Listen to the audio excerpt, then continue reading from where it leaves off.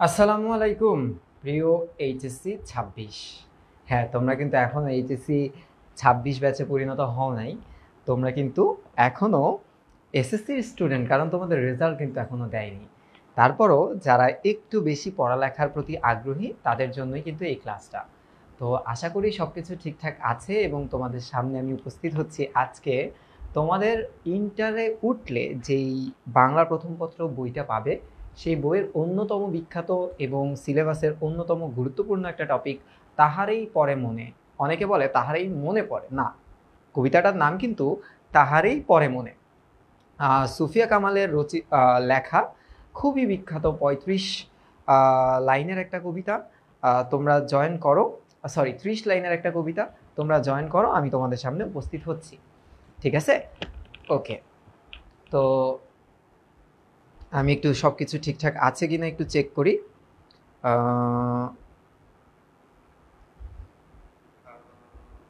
সব ঠিকঠাক আছে। তো আমাদের সাথে অনেকেই উপস্থিত হচ্ছে বা হবে সামনে। ইনশাআল্লাহ তোমরা সবাইকে ট্যাগ করে দিবে যাতে ক্লাসটা মিস না করে। আজকের ক্লাসে আমি কিন্তু কমেন্ট করব খুব কম। আমি তোমাদেরকে বোঝানোর জন্য যা যা প্রয়োজন আমি কিন্তু তাই করার চেষ্টা করব। ঠিক আছে? তো আমাদের সাথে আমি প্রথমেই কয়েকটা নাম নিয়ে নিই। তারা আছে আমাদের সাথে। ইসরাত জাহান আছে, আব্দুস সামাদ, তারপরে হচ্ছে বৃন্তি, তারপর উম্মে কুলসুম আইডি থেকে আছে, নাবিলা আছে, চৈতি আছে, সিফাতুল ইসলাম আছে, অর্ককুণ্ড আছে, অনেকেই আছে, কেয়া বিশ্বাস আছে। সবাইকে ওয়ালাইকুম আসসালাম এবং আমি ভালো আছি আল্লাহর রহমতে। আশা করি তোমরাও ভালো আছো এবং সুস্থ আছো। তো দেরি না করে আজকে আমরা একটা টপিক শুরু করব। এইটা অ্যাকচুয়ালি একটা পূর্ণাঙ্গ টপিক এমন না। ফাউন্ডেশন কোর্স বলতে সবাই যেরকম করে সেটা হচ্ছে কিভাবে পড়তে হয় না হয় এই জিনিসগুলো নিয়ে আলোচনা করে। হ্যাঁ, আমিও এই জিনিসগুলো নিয়ে আলোচনা করব, কিন্তু পূর্ণাঙ্গ একটা টপিক আমি সমাধান করব এবং আমার সমাধানের যেই পদ্ধতিটা থাকবে সেটা হচ্ছে, তোমরা জানো ইবিআই 2.0 কোর্সটা কিভাবে চালনা করি আমি বা আমরা, সেভাবেই কিন্তু এই ক্লাসটা আজকে করানো হবে। তো তোমরা একটু জয়েন করে ফেলো খুব দ্রুত, খুব দ্রুত জয়েন করে ফেলো। তোমরা খুব দ্রুত ক্লাসটাতে জয়েন করে ফেলো। আমি আর কিছুক্ষণের মধ্যেই ক্লাসটা শুরু করে দিব। ঠিক আছে?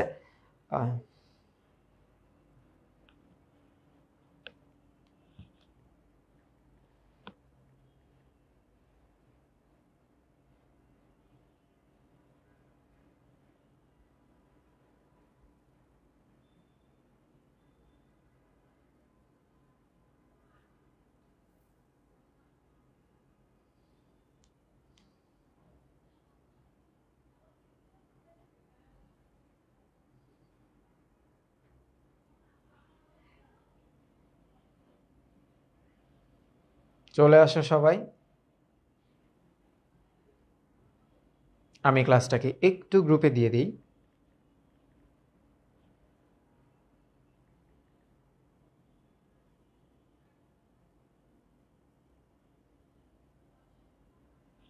সবাইকে একটু জানিয়ে দিই। ওকে। তো আশা করি তোমরা সবাই চলে আসছো ক্লাসটাতে। দেখো, আজকের আলোচনার বিষয়টা হচ্ছে বাংলা প্রথম পত্র এসএসসি 25 এবং 26 ব্যাচ এই মুহূর্ত থেকে কিভাবে প্রিপারেশনটা নিতে পারে এবং প্রিপারেশনটা কত দক্ষ হবে এবং নিখুঁত হবে সেটাই আমি তোমাদের সামনে উপস্থাপন করব। আজকের এই ক্লাসটার উপর ভিত্তি করে আগামীকাল 2 লেয়ারের পরীক্ষা হবে। 2 লেয়ারের পরীক্ষা বলতে যেটা বোঝায়, একটা পরীক্ষা হবে তোমাদের হচ্ছে কলেজে যে ধরনের পরীক্ষা হয়, আরেকটা পরীক্ষা হবে অ্যাডমিশনে যে ধরনের পরীক্ষা হয়। এই 2টা লেয়ারের উপরে তোমাদের পরীক্ষাটা হবে। তোমরা একটু যুক্ত হয়ে গেছো আশা করছি। হ্যাঁ, তো পড়ানোটা শুরু করে দিলাম। সবাই তো রেডি? হ্যাঁ, তো শুরু করি। ধরো, এইখানে ওভারঅল কিভাবে পড়া উচিত একটা টপিক, গদ্য অথবা পদ্য, এটা আমি লিখে রাখছি। তো শুরু করা যাক কিভাবে পড়া উচিত। ধরো, আমি যখন একটা ক্লাসে পড়াই বা তোমাদের হচ্ছে দিক নির্দেশনা দেই, তখন কেমন হয় সেই ক্লাসটা? সর্বপ্রথম এখানে কিন্তু সব কিছু চার্ট বাই চার্ট করা আছে। আমি তোমাকে একটু ব্যাখ্যা দিই এবং বলার চেষ্টা করি। কবি পরিচিতি, এসএসসি লাইফে কবি পরিচিতি থেকে যে ধরনের প্রশ্ন আসতো সেটা হচ্ছে এটা কি ধরনের রচনা। ধরো তোমাদের কাছে প্রশ্ন করছে এরকম একটা প্রশ্ন যে ডাকঘর, তোমাদের কাছে এরকম একটা প্রশ্ন করলো যে ডাকঘর কি ধরনের, কি ধরনের রচনা, ধরনের রচনা, এই প্রশ্নটা তোমাদেরকে করছে এবং তোমরা এটার উত্তর সঠিক মতো দিলা যে এই প্রশ্নটার উত্তরটা হচ্ছে এটা একটা নাটক, এটা একটা নাটক। ধরো এটা দিলা রবীন্দ্রনাথ ঠাকুরের একটা নাটক। আচ্ছা, তোমরা এই ধরনের প্রশ্নগুলাই কিন্তু পড়ছো যে কবি পরিচিতি রিলেটেড সব থেকে কঠিন প্রশ্ন হয় এটা কি ধরনের রচনা যদি চায়, সাহিত্যের ধরন অনুসারে এটা কিসের মধ্যে পড়ে, অথবা জন্ম মৃত্যু। কিন্তু এখন যেহেতু ইন্টার লাইফে উঠছো, পুরো কবি পরিচিতিটা অনেক বেশি ইম্পর্টেন্ট তোমার জন্য। কারণ এই যে কবি পরিচিতির ভিতরে দুইটা অংশ আমি পড়িয়ে থাকি যে কোনো কোর্সে, দুইটা অংশ থাকে। একটা অংশ হচ্ছে বইয়ের কবি পরিচিতি। এখন বইয়ের কবি পরিচিতির দিকে প্রশ্নগুলো আসতে পারে এই টাইপের। এখন দেখো কি টাইপের, এই যে তোমাদের বইটা, হ্যাঁ, এই বইয়ের তোমরা 283 নাম্বার পেজে যদি একটু যাও, পুরাতন বইয়ের হিসাবটা বলতেছি, 283 নাম্বার পেজে গেলে তাহারই পরে মনে পাবা।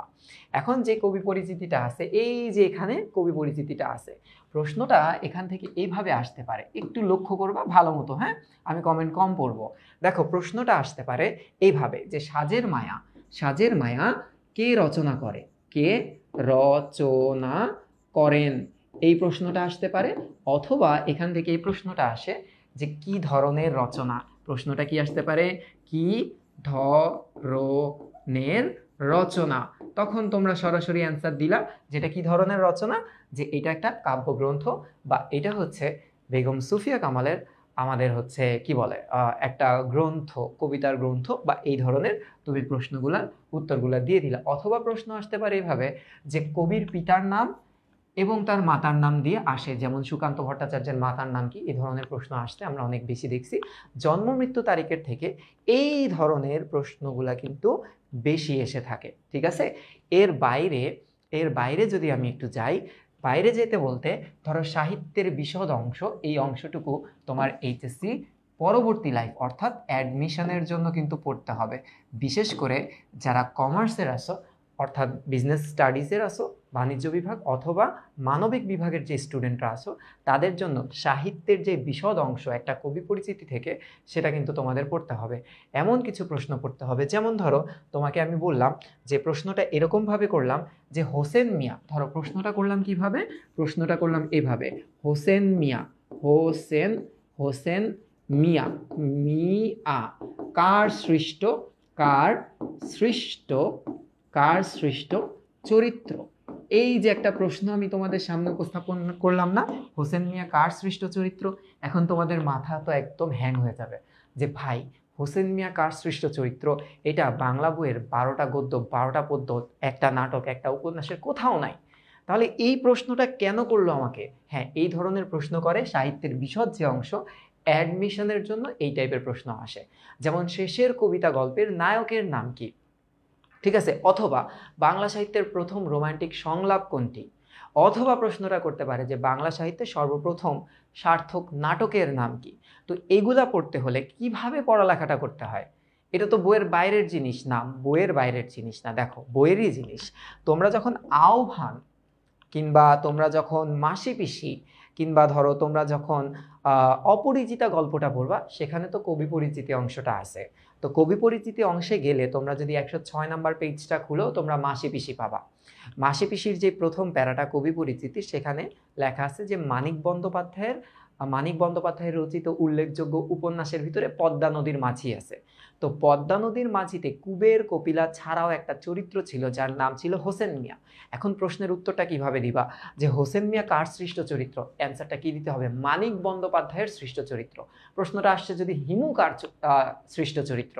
তো এই ধরনের প্রশ্ন পড়তে হলে আমি যে কাজটা করে থাকি আমার কোর্সে যখন আমি পড়াই, তখন এই বইয়ের কবি পরিচিতির যে এক্সটেন্ডেড ভার্সনগুলো আছে না, যেমন ধরো বইতে লেখা আছে উল্লেখযোগ্য রচনাবলীর ভিতরে পদ্মা নদীর মাঝি, তখন আমি ব্যাখ্যা করি যে পদ্মা নদীর মাঝি কত সালে রচনা করা হয়েছিল, কিংবা পদ্মা নদীর মাঝি তে কোন কোন চরিত্র ছিল, স্পেশালিটিটা কি ছিল এটার ভিতরে।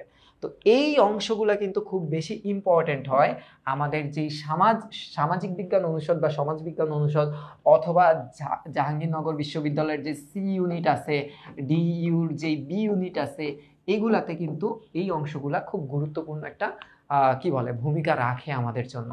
এই কবি পরিচিতি পড়ার পর আমাদের যে অংশটা পড়তে হবে সেটা হচ্ছে কবিতার গঠন প্রণালী, যেটা এসএসসি লাইফে তোমরা পড়ো নাই। কবিতার গঠন প্রণালী আসলে জিনিসটা কি, এই জিনিসটা আবার মজার জিনিস। কবিতার গঠনগত দিক থেকে এটা কোন ছন্দের কবিতা। যেমন তোমাদের বইয়ের পিছে দেখবা পাঠ পরিচিতিতে লেখা থাকে যে এটা মাত্রাবৃত্ত ছন্দের কবিতা, মাত্রাবৃত্ত ছন্দের কবিতা। আবার কোনো কোনো জায়গায় লেখা আছে এটা অক্ষরবৃত্ত ছন্দের কবিতা, বাট আগামাথা আমরা কিছু বুঝি না। আবার কিছু কিছু জায়গায় লেখা থাকে যেটা গদ্য ছন্দের কবিতা, গদ্য ছন্দের কবিতা। এই জিনিসগুলো কি? এই জিনিসগুলো কিন্তু অনেক ইম্পর্ট্যান্ট, বাট আমরা কিন্তু জানি না। আবার কিছু কিছু জায়গায় লেখা থাকে এটা অমিত্রাক্ষর ছন্দে রচনা করা, অমিত্রাক্ষর ছন্দে রচনা করা। যেমন তোমরা যখন ইন্টারের বইটা খুলবা, বিভীষণের প্রতি মেঘনাদ অমিত্রাক্ষর ছন্দে লেখা। তোমরা যখন ফেব্রুয়ারি 1969 কবিতা আমি কিংবদন্তির কথা বলছি কিংবা নুরুল দিনের কথা মনে পড়ে যায়, এই কবিতাগুলো দেখবা গদ্য ছন্দে লেখা। তাহারই পরে মনে দেখবা অক্ষরবৃত্ত ছন্দে লেখা। তারপর মাত্রাবৃত্ত ছন্দের কবিতা আছে, ধরো বিদ্রোহী কবিতাটাকে আমরা ধরতে পারি, 18 বছর বয়স কবিতাকে ধরতে পারি, তাহারে এই তোমার সোনার তরী কবিতাটাকে ধরতে পারি, প্রতিদান কবিতাটাকে ধরতে পারি। এগুলো হচ্ছে একটা কবিতার গতি নির্ধারণ করে। গতি বলতে যে কবিতাটা অক্ষরবৃত্ত ছন্দের কবিতা হয়ে থাকে সেই কবিতার গতিগুলো, অর্থাৎ আবৃত্তি যখন আমরা করব অনেক ধীর গতির হয়। এগুলো কেমন হয়? এগুলার গতি হয় হচ্ছে ধীর। এগুলো জানবো আমরা আস্তে আস্তে। যেটা মাত্রাবৃত্ত ছন্দের কবিতা হয় সেগুলোর আবৃত্তিটা কেমন হয়? খুবই মধ্যম গতির হয়। মানে এটা খুব ধীরও হয় না, খুব ফাস্টও হয় না। তো এই যে কবিতার গঠন প্রণালী, এটা আমাদের জানতে হয়। এবং প্রশ্ন আসে এখান থেকে যে ধরো তাহারই পরে মনে কবিতা কোন ছন্দে রচনা করা হয়েছে, তখন অ্যান্সারটা দিতে হয় এটা অক্ষরবৃত্ত ছন্দে রচনা করা হয়েছে। এরপরে আসো এই যে গতি এবং ছন্দ, এটা যদি আমরা বুঝে ফেলি তখন আসে পর্ববিন্যাস। পর্ববিন্যাস কথাটার অর্থ হচ্ছে এরকম যে কবিতার একটা লাইনে কয়টা অংশ আছে। একটা লাইন কি, একটা কবিতার আমি কি একবারে পড়ে শেষ করব নাকি দুই ভাগে পড়ে শেষ করব, এবং যদি পর্ব দুই ভাগে হয় তাহলে প্রতি পর্বে কয়টা করে অক্ষর আছে। এই জিনিসগুলো কিন্তু অনেক বেশি ইম্পর্টেন্ট। যেমন তোমরা দেখবা তাহারই পরে মনে পাঠ পরিচিতিতে লেখা 8+10। হ্যাঁ, তারপর তোমরা যদি একটু দেখো বিভীষণের প্রতি মেঘনাদ, সেখানে দেখবা 8+6 লেখা। কিংবা তোমরা যদি একটু দেখো যে প্রতিদান কবিতা, সেটা কিন্তু এভাবে লেখা, দেখো 6+6+6+2 এভাবে লেখা। তোমরা যদি দেখো যে সোনার তরী কবিতাটা 252 নম্বর পেজে, সেখানে লেখা আছে 8+5। এই ক্যালকুলেশনগুলা কিরকম? এই ক্যালকুলেশনগুলোকে বলা হয় পর্ববিন্যাস, যেটা আমরা আস্তে আস্তে শিখব। তো কবি পরিচিতি পড়ার পর এই যে গঠন যে প্রণালীটা, এটাকে আমি বলে থাকি কবিতার পোস্টমর্টম করা। একটা কবিতার পোস্টমর্টমে কি হয়? একদম দেহ কেটে ছিঁড়ে সব কিছু নিখুঁতভাবে দেখার চেষ্টা করা হয় না। তো আমার এই অংশটা খুব স্পেশাল থাকে ক্লাসে, যে অংশে আমি এই অংশগুলো নিয়ে আলোচনা করি এবং এখান থেকে প্রশ্ন হয়। ঠিক আছে? এরপরে যদি আমরা একটু দেখো, ভালো মতো একটু খেয়াল করো, রচনার খুঁটিনাটি, অর্থাৎ গদ্য বা পদ্য তুমি যখন পড়বা তখন এই খুঁটিনাটি বিষয়টা আমার খুব ইম্পর্টেন্ট। কেমন ইম্পর্টেন্ট? দেখো চরণ সংখ্যা। যেমন আমি তাহারই পরে মনে যখন কবিতাটা পড়াবো তখন আমি লিখে দিব এই কবিতার চরণ সংখ্যা হচ্ছে 30টা। এই কবিতায় স্তবক সংখ্যা হচ্ছে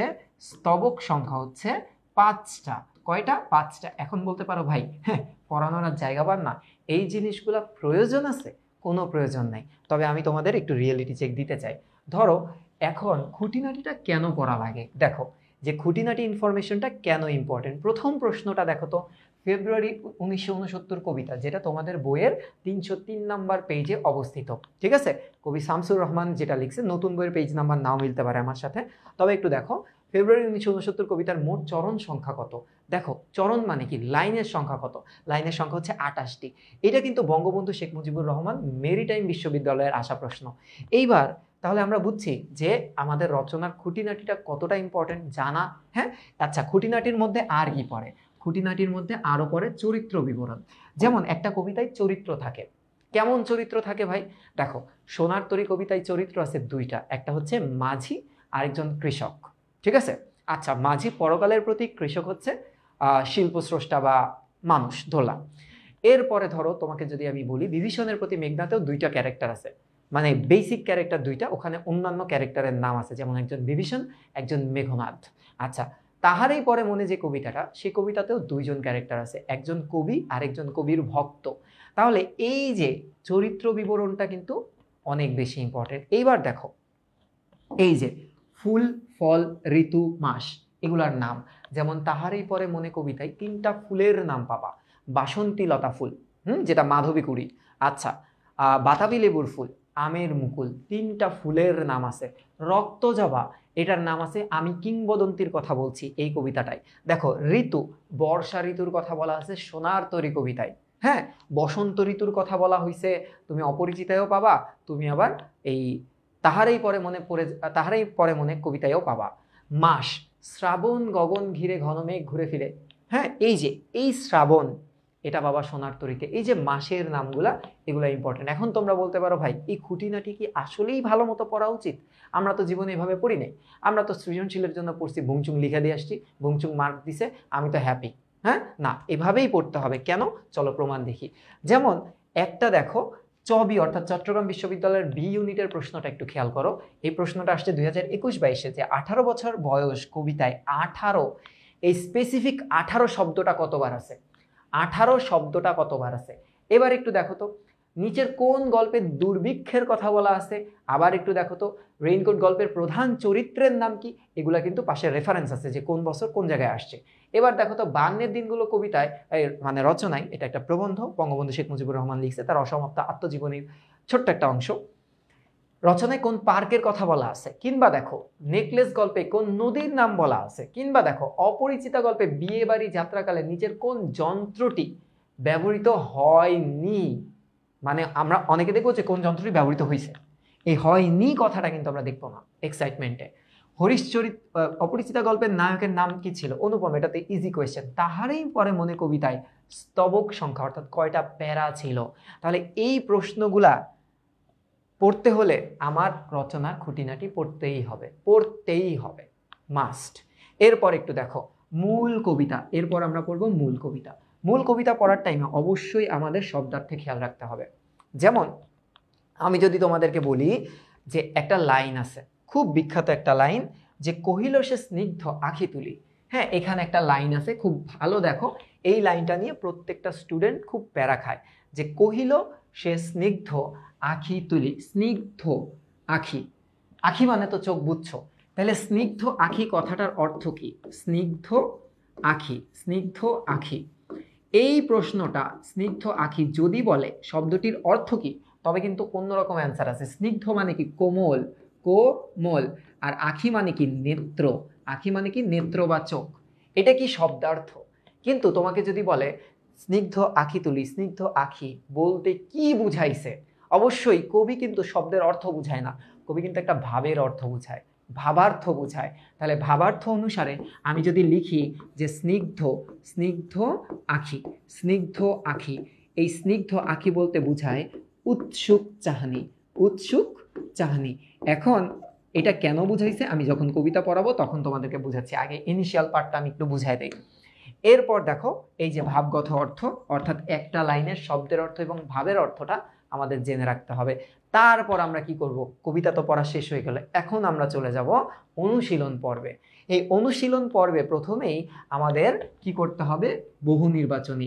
এই বহু নির্বাচনী অবশ্যই টেস্ট পেপার বেসড হতে হবে। টেস্ট পেপার, কি পেপার? Test paper. এই যে টেস্ট পেপার অর্থাৎ এইচএসসি লেভেলের জন্য, আগে তো কলেজ পাস করতে হবে, এরপর ভার্সিটি বহু নির্বাচনী। একটু আগে দেখাইলাম না, ভার্সিটি বহু নির্বাচনী প্রশ্নটা আসে এই যে এই পার্টটুকু থেকে এবং এই পার্টটুকু থেকে, এই দুইটা পার্ট থেকে বহু নির্বাচনী আসে ভার্সিটির জন্য, খুঁটিনাটি লেখক পরিচিতি থেকে। বুঝা গেছে তো? ভাবের অর্থে এগুলো কিন্তু ভার্সিটি এক্সামে চাওয়া হয় না, বিশেষ করে বি ইউনিটের জন্য যারা পরীক্ষা দিবা, সি ইউনিটের জন্য পরীক্ষা দিবা, বাংলা যাদের কম্পালসারি তাদের কিন্তু পড়তেই হবে, কমার্স এবং আর্টস ভালো মতো। এবার দেখো লিখিত অনুশীলন, অর্থাৎ ক খ গ ঘ। এই লিখিত অনুশীলনের জন্য এবার থেকে আমরা যে প্র্যাকটিস শিটগুলো দিতেছি, এই প্র্যাকটিস শিটগুলো তোমাদের ফলো আপ দিতে হবে। দেখো এই যে অনুশীলন পর্বর জন্য, এই যে জ্ঞানমূলকের জন্য, অনুধাবনমূলকের জন্য, এবং আমাদের কি প্রয়োগ এবং উচ্চতর দক্ষতার টাইপ ভিত্তিক উদ্দীপক। একটা টেস্ট পেপারে 50টার অধিক প্রশ্ন থাকে, কিন্তু সেই 50টাকে যদি আমরা ব্রেকডাউন করি দেখব 4 থেকে 5 রকমের টাইপ পাওয়া যায়। এইগুলা আমরা স্টাডি করে বের করতে পারছি। এখন কোন টাইপের প্রশ্নের জন্য কি প্রকাশিত হয় সেই প্রশ্নের উত্তরগুলোও কিন্তু আমাদের প্র্যাকটিস শিটগুলোতে আছে, এবং প্র্যাকটিস শিটগুলো খুবই ছোট রাখা হয়েছে যাতে তোমরা প্রিন্ট আউট করে পড়ালেখা করে নিতে পারো, নিজের মতো পড়ালেখাটা করে নিতে পারো। ঠিক আছে? তো এইভাবে তোমাদের বাংলা প্রথম পত্রটা পড়তে হবে। তো তোমরা বলো তো এই এসএসসি লাইফের বাংলা প্রথম পত্র এবং এইচএসসি লাইফের বাংলা প্রথম পত্রটা আসলে কেমন ছিল? এতটুক দেখে তোমাদের কি মনে হলো একটু কমেন্টে জানাও।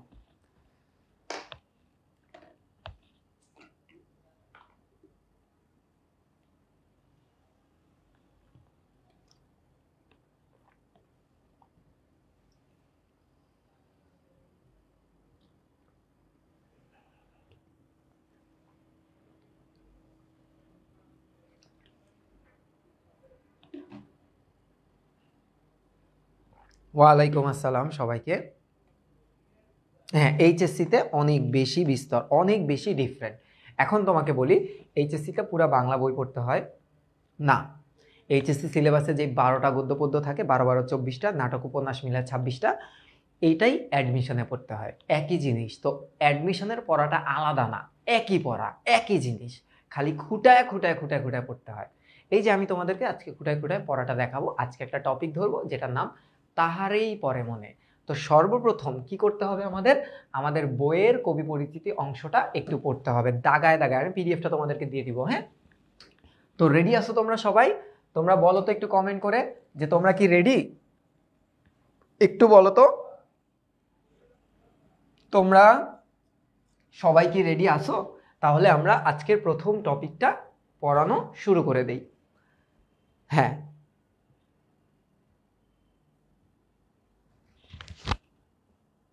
তো চলো গবেষণাটা শুরু করি, আজকের পড়াটা শুরু করি। হ্যাঁ, আচ্ছা,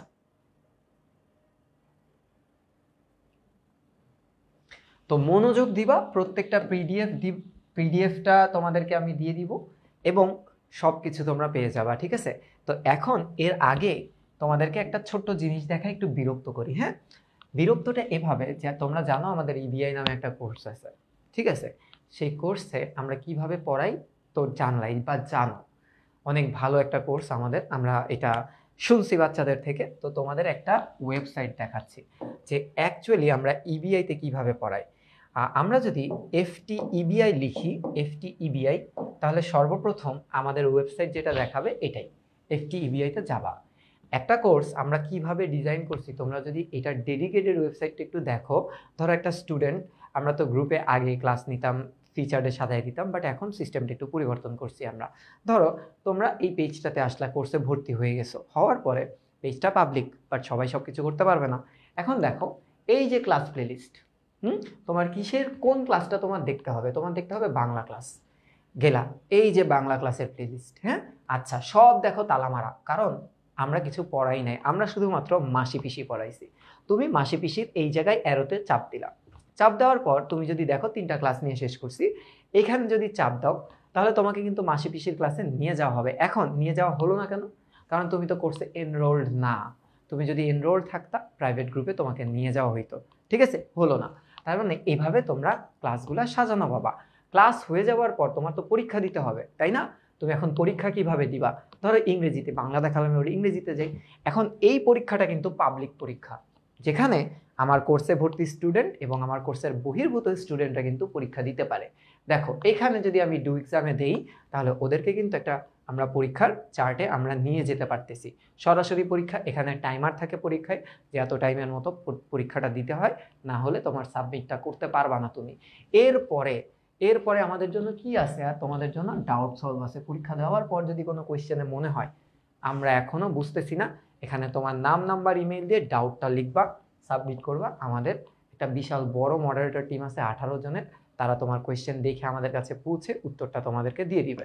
এরপরে যে প্র্যাকটিস কর্নারটা তোমরা দেখতেছো এই জায়গায়, এই যে কই গেল, এই যে তোমাদের হচ্ছে প্র্যাকটিস কর্নার, এই প্র্যাকটিস কর্নারে তোমাদের জন্য যত কিছু প্র্যাকটিস করা লাগে এই প্র্যাকটিসগুলো আছে। যেমন আইসিটি প্র্যাকটিস কর্নারে তোমরা এখানে HTML কোড লিখে তুমি যদি আপডেট আউটপুট দাও, এখানে সেই প্র্যাকটিসগুলো তোমরা করতে পারবা যে তোমাদের HTML কোডটা ঠিক হচ্ছে কি হচ্ছে না।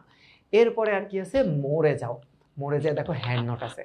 তোমরা যে আমাদের জন্য নোট করো না, সেটার উপরে কিন্তু পুরস্কার আছে, টি-শার্ট আছে। তো সেই টি-শার্ট পেতে হলে কি করতে হবে? এখানে তোমার নাম লিখবা, তুমি সাবজেক্ট সিলেক্ট করবা কোনটার নোট তুমি সাবমিট করতেছো। এরপর তুমি যে আমাদের গ্রুপে যে নোটটা পাবলিশ করছো সেটার লিঙ্ক এনে পেস্ট করবা। এবং আপলোড কভার নোট, এটা না হলে তুমি কিন্তু পুরস্কারের জন্য বিবেচিত হবে না। আমাদের প্রতি টপিক ভিত্তিক আলাদা আলাদা নোট করার কভার আছে। সেই অ্যালবাম থেকে ধরো আমি যদি মাসি পিসি পড়াই, তুমি মাসি পিসির কভারটা নিয়ে এখানে অ্যাড দিবা, সাবমিট, টাটা, বাস শেষ। তারপর তোমার নোটটা আমরা কোথায় দেখতে পাবো? তোমার নোটটা আমাদের ডেটাবেজে এসে কিন্তু রয়ে যাবে। দেখো তোমাদের নোটটা এখানে হবে, দেখো মানে ঘুরতেছে, এই যে এখানে আসবে, এই যে দেখো তোমার নাম সহ তুমি কখন নোট সাবমিট করছো এবং পারফরমেন্সের উপর ভিত্তি করে তোমার নোটটা কেমন তুমি কিন্তু সেটা জেনে যেতে পারবা। তো এইবার কিন্তু আমরা খুবই ডিজিটালাইজড, খুবই গোছানো, তোমাদের জন্য একটা বেটার অপশন হয়তো বা ইবিআইটা হতে পারে। তো এখন আমরা শুরু করে দিই।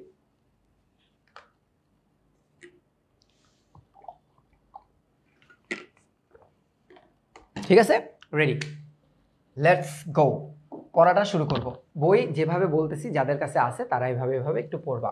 দেখো, সুফিয়া কামাল বাংলাদেশের বিশিষ্ট মহিলা কবি ও নারী আন্দোলনের অন্যতম পথিকৃৎ মানে শুরুর দিকে থাকে যারা, তাদেরকে বলা হয়।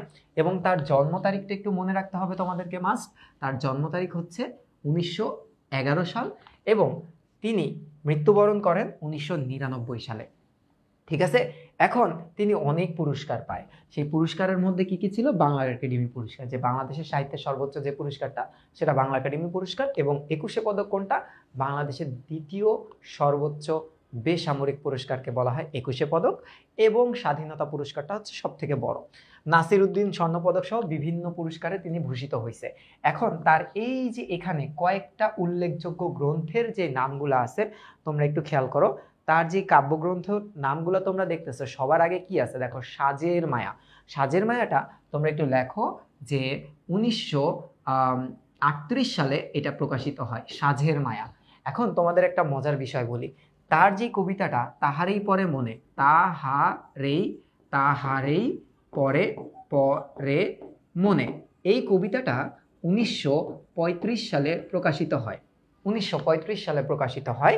এটা মাসিক মোহাম্মদী নামক একটা পত্রিকা ছিল, মাসিক মোহাম্মদী, হ্যাঁ, মোহাম্মদী, এই পত্রিকাতে এটা প্রকাশিত হয় 1935 সালে। কিন্তু এটা গ্রন্থায়িত হয় বা এটাকে সংকলন করা হয় হচ্ছে, আমি যদি তোমাদেরকে বলি, এটাকে সংকলন করা হয় হচ্ছে এই সাঝের মায়া কাব্যগ্রন্থে।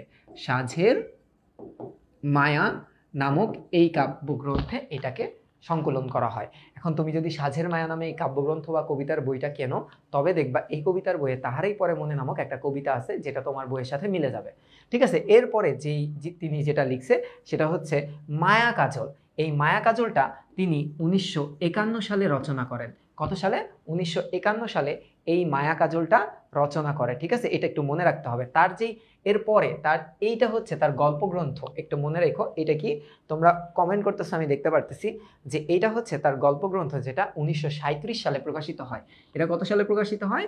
1937 সালে প্রকাশিত হয়। এবং উদাত্ত পৃথিবী এই কাব্যগ্রন্থটা তিনি প্রকাশ করে হচ্ছে 1964 সালে। কত সালে? 1964 সালে। তো তার যে বইগুলো আছে এখানে 4টা বইয়ের নাম আছে, তবে তোমাদেরকে একটু বলে রাখি। উদাত্ত পৃথিবী কি ধরনের রচনা? এবং তোমাদের আরেকটা প্রশ্ন আসবে, মাটির পৃথিবী। তোমাদের কি প্রশ্ন আসবে?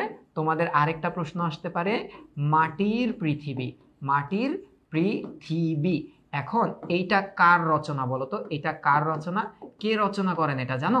তো তোমাদের একটা বই আছে, তোমাদের বইটা যদি একটু দেখো, এই যে বইয়ের তোমরা একটু কষ্ট করে 88 নাম্বার পেজে আসবা। কত নাম্বার পেজ? 88। পাবা হচ্ছে মানব কল্যাণ, লিখছে কে? আবুল ফজল। এই যে 88 নাম্বার পেজটাকে এসে তোমরা ওখানকার সূচিপত্রে, একটা সূচিপত্র বলতেছি, এই যে ওখানে তুমি দেখবা যে এখানে লেখা আছে যে মাটির পৃথিবী, তার উল্লেখযোগ্য গ্রন্থের মধ্যে রয়েছে মাটির পৃথিবী, যেটা কি? যেটা একটা গল্প গ্রন্থ, যেটা কি? একটা গল্প গ্রন্থ। আর উদাত্ত পৃথিবী কি? এটা একটা কাব্যগ্রন্থ। মাটির পৃথিবী কে রচনা করে? রচনা করে হচ্ছে আবুল ফজল। আবুল ফজল। আর মনে রাখো, আর উদাত্ত পৃথিবী এটা রচনা করে কে? এটা রচনা করে হচ্ছে সুফিয়া কামাল। তো এই অংশগুলা একটু ভালো মতো তোমাদের পড়ে রাখতে হবে। এটাই হচ্ছে বইয়ের কবি পরিচিতি, ঠিক আছে? তার মানে আমরা এই যে বইয়ের কবি পরিচিতির এই অংশটা কিন্তু ভালো মতো শেষ করলাম। এবার সাহিত্যের যে বিশদ অংশ তাহারই পরে মনেতে অত একটা নাই, তারপরও যেটা আছে সেটা যদি আমরা একটু যাই, এই যে একটু দেখো সুফিয়া কামাল সম্পর্কে একটু আমাদের জানতে হবে। সেই জানাটা কি, যে 1918 সাল, তার মানে তার বয়স কত ছিল তখন? তার বয়স ছিল ওই সময়ে কত?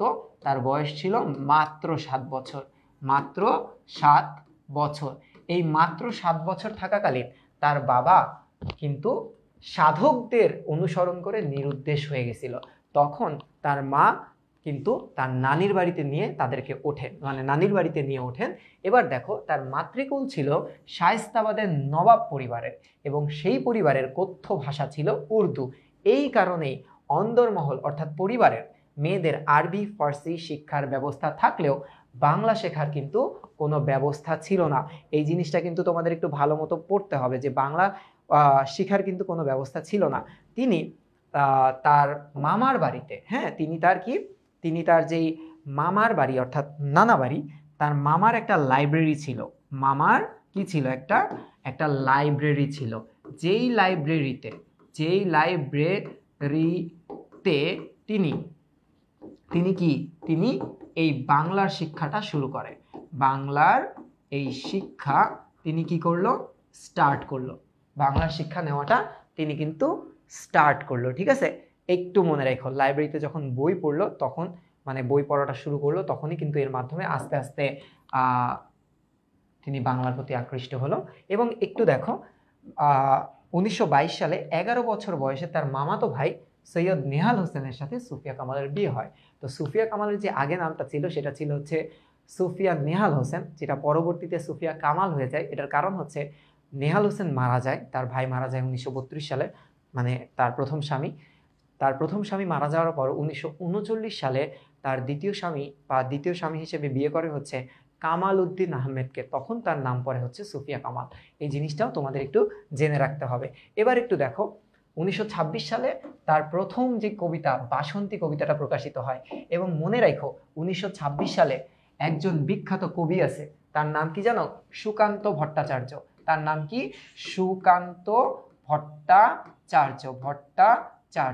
এই সুকান্ত ভট্টাচার্য কিন্তু 1926 সালে জন্মগ্রহণ করে। তোমরা কি জানো যে সুকান্ত ভট্টাচার্যকে কি কি নামে ডাকা হয়? তাকে কিন্তু আমরা কিশোর কবি বলি। তাকে কি বলি আমরা? কিশোর কবি বলে ডাকি। তাকে আর কি বলি বলতো? তাকে আরো বলি তরুণ বিদ্রোহী কবি। তাকে কি বলি? তরুণ বিদ্রোহী তাকে বলি তরুণ বিদ্রোহী কবি। এবং তার বিখ্যাত 18 বছর বয়স কবিতাটা কিন্তু আমাদের সিলেবাসে আছে, 299 নাম্বার পেজে গেলে তোমরা এটা পাবা। এরপরে দেখো 1937 সালে তার প্রথম গল্পের বই, গল্পের সংকলন কেয়ার কাটা প্রকাশিত হয়। কি প্রকাশিত হয়? কেয়ার কাটা। এবং 38 সালে তার প্রথম কাব্যগ্রন্থ সাজের মায়া মুখবন্ধ লেখেন কাজী নজরুল ইসলাম। এখন প্রশ্ন আসতে পারে, ভাই আমরা এটা বুঝতে পারছি যে যার প্রথম গল্প সংকলন যেটা লেখা আছে, এই যে কেয়ার কাটা এটা বুঝছি। আচ্ছা, সাজের মায়া কি? তার প্রথম কাব্যগ্রন্থ, ভাই এটাও আমরা বুঝছি, অর্থাৎ কবিতার বই। কিন্তু আমি এই কথাটা বুঝি নাই যে তার মুখ বন্ধ লিখে দেন কাজী নজরুল ইসলাম। এই মুখ বন্ধ মানে কি? এইটা আমাকে একটু বুঝায় দেন। অবশ্যই আমি তোমাকে বুঝাইতে রাজি আছি। দেখো, মুখ বন্ধ বলতে কি বোঝায়? কিভাবে বইটিতে লিখতে এসেছেন, মানে একটা কবি কিভাবে বইটি লিখতে এসেছেন সে সম্পর্কে একটি গল্প, এটা হচ্ছে মুখ বন্ধ। ধরো আমি একটা গল্প লিখছি, আমি একটা উপন্যাস লিখছি, উপন্যাসের নাম লিখছি যে সাকিব ভাইয়ের প্রেম কাহানি, অমর প্রেম কাহানি। তা এই গল্পটা বা কাহিনী, এই গল্পটা লেখার টাইমে আমার একটা গল্প আছে না, যে বইটা কিভাবে লেখা শুরু করলাম, কেন লিখলাম, এই গল্পটাকেই বলা হয়, একটা ভূমিকা হলো একটি সংক্ষিপ্ত পরিচায়ক বর্ণনা, যেখানে একটি বইয়ের লেখক একটি নির্দিষ্ট গল্প বলার জন্য তাদের উদ্দেশ্য ব্যাখ্যা করেন। এটা হচ্ছে মুখবন্ধ, যে এই বইটা রচনা করার ইতিহাস, এটাকে বলা হয় মুখবন্ধ। এটা কাজী নজরুল ইসলাম লিখে দিছিল। তার মানে এটা কত বড় পাওয়া ছিল তার জন্য হয়তোবা তোমরা ধারণা করতে পারতেছো। এবং এটা প্রকাশ পাওয়ার পর রবীন্দ্রনাথ ঠাকুরও কিন্তু এটার প্রশংসা করছিল।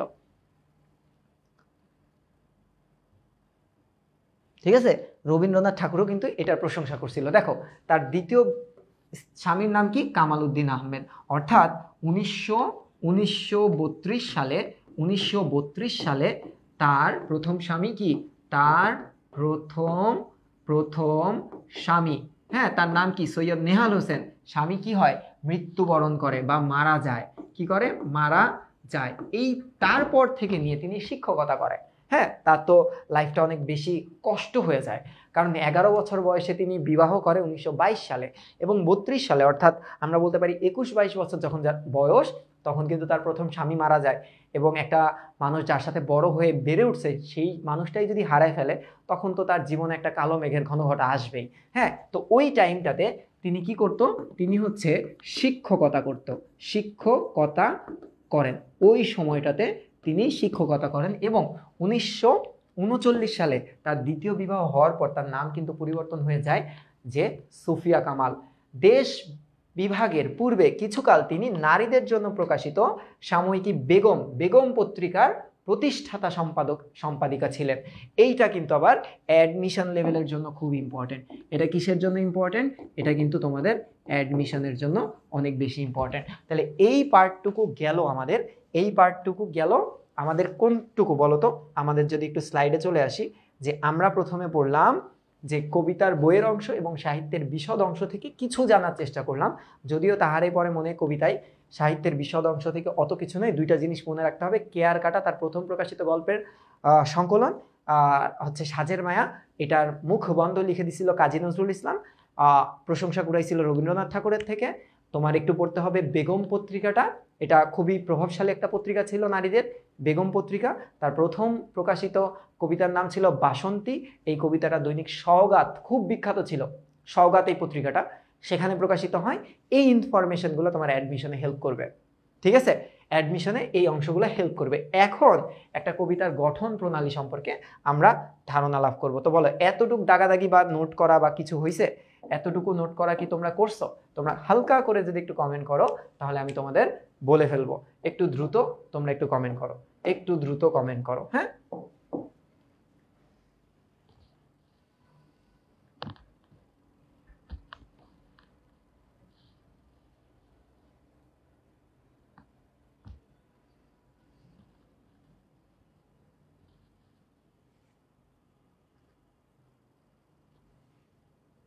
ইবিআইতে এভাবেই পড়ানো হয়, আরো ডিটেইলে পড়ানো হয়।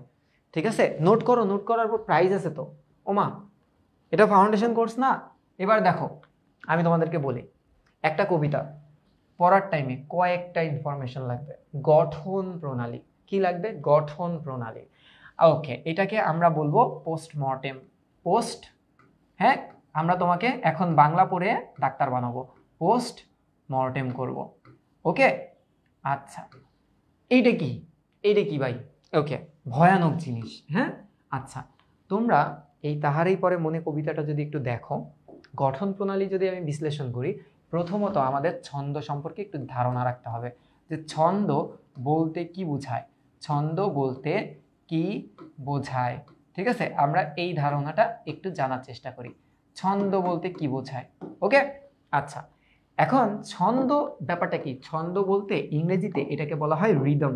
এটাকে কি বলা হয় ইংরেজিতে? এটাকে আমরা আদর করে বলে থাকি রিদম।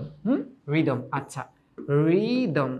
আচ্ছা, এইটা কি? এটা নির্দেশ করে কবিতার গতি। এটা কি নির্দেশ করে?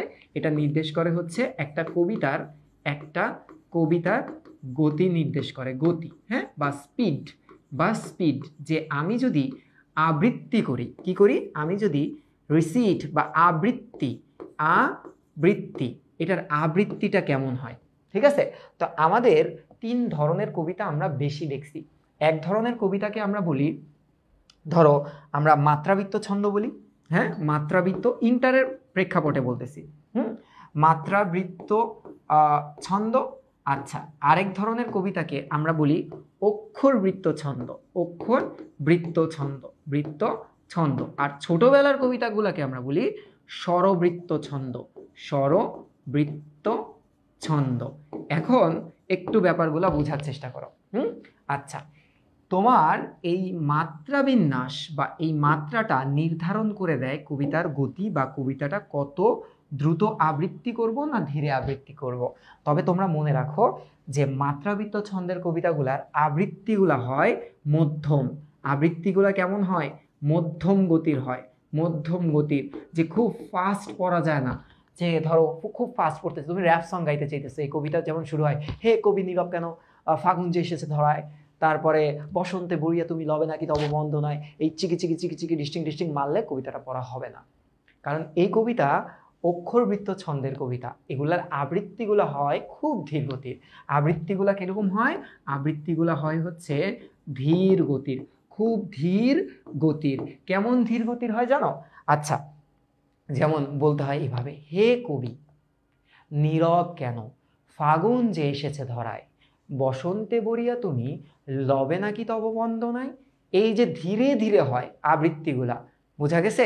এরকম হয় না বাঁশবাগানের মাথার ওপর চাঁদ উঠেছে ওই, ইয়ো ইয়ো চিকি চিকি, মাগো আমার শোলক বলা কাজলা দিদি কই, এরকম ফাস্ট হয় না। এই ফাস্ট কবিতাগুলা স্বরবৃত্ত ছন্দের কবিতা। এই ফাস্ট কবিতাগুলো হচ্ছে স্বরবৃত্ত ছন্দের কবিতা, যে আবৃত্তিগুলা খুব দ্রুত গতির হয়। কিরকম হয়? খুব দ্রুত গতির হয়ে থাকে এই কবিতাগুলা। ঠিক আছে?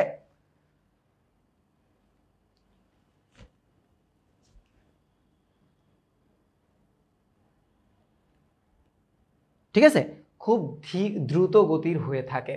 তো এই যে ছন্দ আমাদের কবিতার জন্য কিন্তু খুব বেশি ইম্পর্টেন্ট, খুব বেশি ইম্পর্টেন্ট। তাই প্রথমেই আমাদের যেটা জানতে হবে যে তাহারেই পরে মনে কবিতাটা কোন ছন্দে রচনা করা? তাহারেই পরে মনে কবিতাটা তাহারেই, তাহারেই পরে, পরে মনে, তাহারেই পরে মনে কবিতাটি, কবিতাটি কি কবিতা? এটা একটা অক্ষরবৃত্ত ছন্দের কবিতা। অক্ষরবৃত্ত ছন্দের, ছন্দের কবিতা। ঠিক আছে, অক্ষরবৃত্ত ছন্দের কবিতা। এবং এই কবিতার পর্ব, এখন আমরা পড়ব হচ্ছে পর্ব। পর্বগুলা বড় হয়, পর্ব বিন্যাস, পর্ব বিন্যাসগুলা বড় হয়। এখন সিম্পলি যদি আমি তোমাদেরকে একটা কথা বলি, পর্ব মানে একটা লাইনের অংশ। ঠিক আছে, যেমন এখানে যদি আমি তোমাদেরকে দুইটা লাইন লিখি, লাইন দুইটা এরকম, হ্যাঁ, হে কবি, হে কবি নীরব কেন, নীরব কেন, নীরব কেন, ফাগুন যে এসেছে ধরায়, ফাগুন যে এসেছে, এসেছে ধরায়, হ্যাঁ ধরায়। এটা হচ্ছে প্রথম লাইন। এটা কি? এটা হচ্ছে আমার কবিতার প্রথম লাইন। মনোযোগ দাও, সব বুঝবা। হ্যাঁ, তোমাদের সামনে যদি বইটা থাকে তোমরা একটু বইটা খুলে রাখতে পারো। দেখো আমি তো পিডিএফ ওপেন করে রাখছি, যাদের কাছে বই আছে তারা বইয়ের 283 নাম্বার পেজটা একটু খুলবা। আমি নতুন বইয়ের হিসাবটা জানি না, কিন্তু পুরান বইয়ে 283 নাম্বার পেজ। হ্যাঁ, হে কবি নীরব কেন, হে কবি নীরব কেন, ফাগুন যে এসেছে ধরায়, হে কবি নীরব কেন, ফাগুন যে এসেছে ধরায়। হ্যাঁ, বসন্তে বরিয়া তুমি, কি বলতেছে দেখো, বসন্তে বরিয়া, বরিয়া তুমি, তুমি লবে নাকি, লবে, এই যে লবে নাকি তব বন্দনায়, তব মানে কিন্তু তোমার, তব বন্ধ, সরি তব বন্ধ নাই। ঠিক আছে, তব বন্ধ নাই। এখন মজার কিছু জিনিস দেখো, হ্যাঁ, তব বন্ধ নাই। এই যে দুইটা লাইন আমি লিখলাম, এই দুইটা লাইন থেকে আমি কি বের করতে চাচ্ছি? আমি পর্ব বের করতে চাচ্ছি, পর্ব। আমি পর্ব বের করতে চাচ্ছি। পর্ব বলতে ধরো একটা লাইনের এক নিঃশ্বাসে তুমি কতটুকু পড়তে পারবা, বা শ্রুতিমধুর করতে গেলে পর্ববিন্যাসটা আমাদের জন্য ইম্পর্টেন্ট। তো এখন এই কবিতায় লিখে দিছে যে পর্ববিন্যাস কেমন, 8,10, 8,10, অর্থাৎ এই কবিতায় একটা পর্ব হতে পারে 8 অক্ষর যুক্ত, 8 অক্ষর বা বা 8 মাত্রা যুক্ত, অথবা 10 অক্ষর, 10 অক্ষর বা বা 10 মাত্রা যুক্ত। হ্যাঁ, 10 মাত্রা যুক্ত। এখন মাত্রা বলতে বোঝায় হচ্ছে অক্ষর। যেমন হে কবি নীরব কেন, হে কবি নীরব কেন, এতটুকু অংশে, কতটুকু, এই যে এতটুকু অংশে তুমি 8টা অক্ষর পাবা। কয়টা অক্ষর পাবা? 8টা অক্ষর পাবা, 8টা অক্ষর বা মাত্রা পাবা, 8টা অক্ষর বা 8টা মাত্রা। অক্ষর মাত্রা একই জিনিস। ফাগুন যে এসেছে ধরায়, কি ফাগুন যে এসেছে ধরায়, এতটুকে তুমি 10টা অক্ষর বা মাত্রা পাবা। কয়টা? 10টা অক্ষর, 10টা অক্ষর বা মাত্রা তুমি পাবা।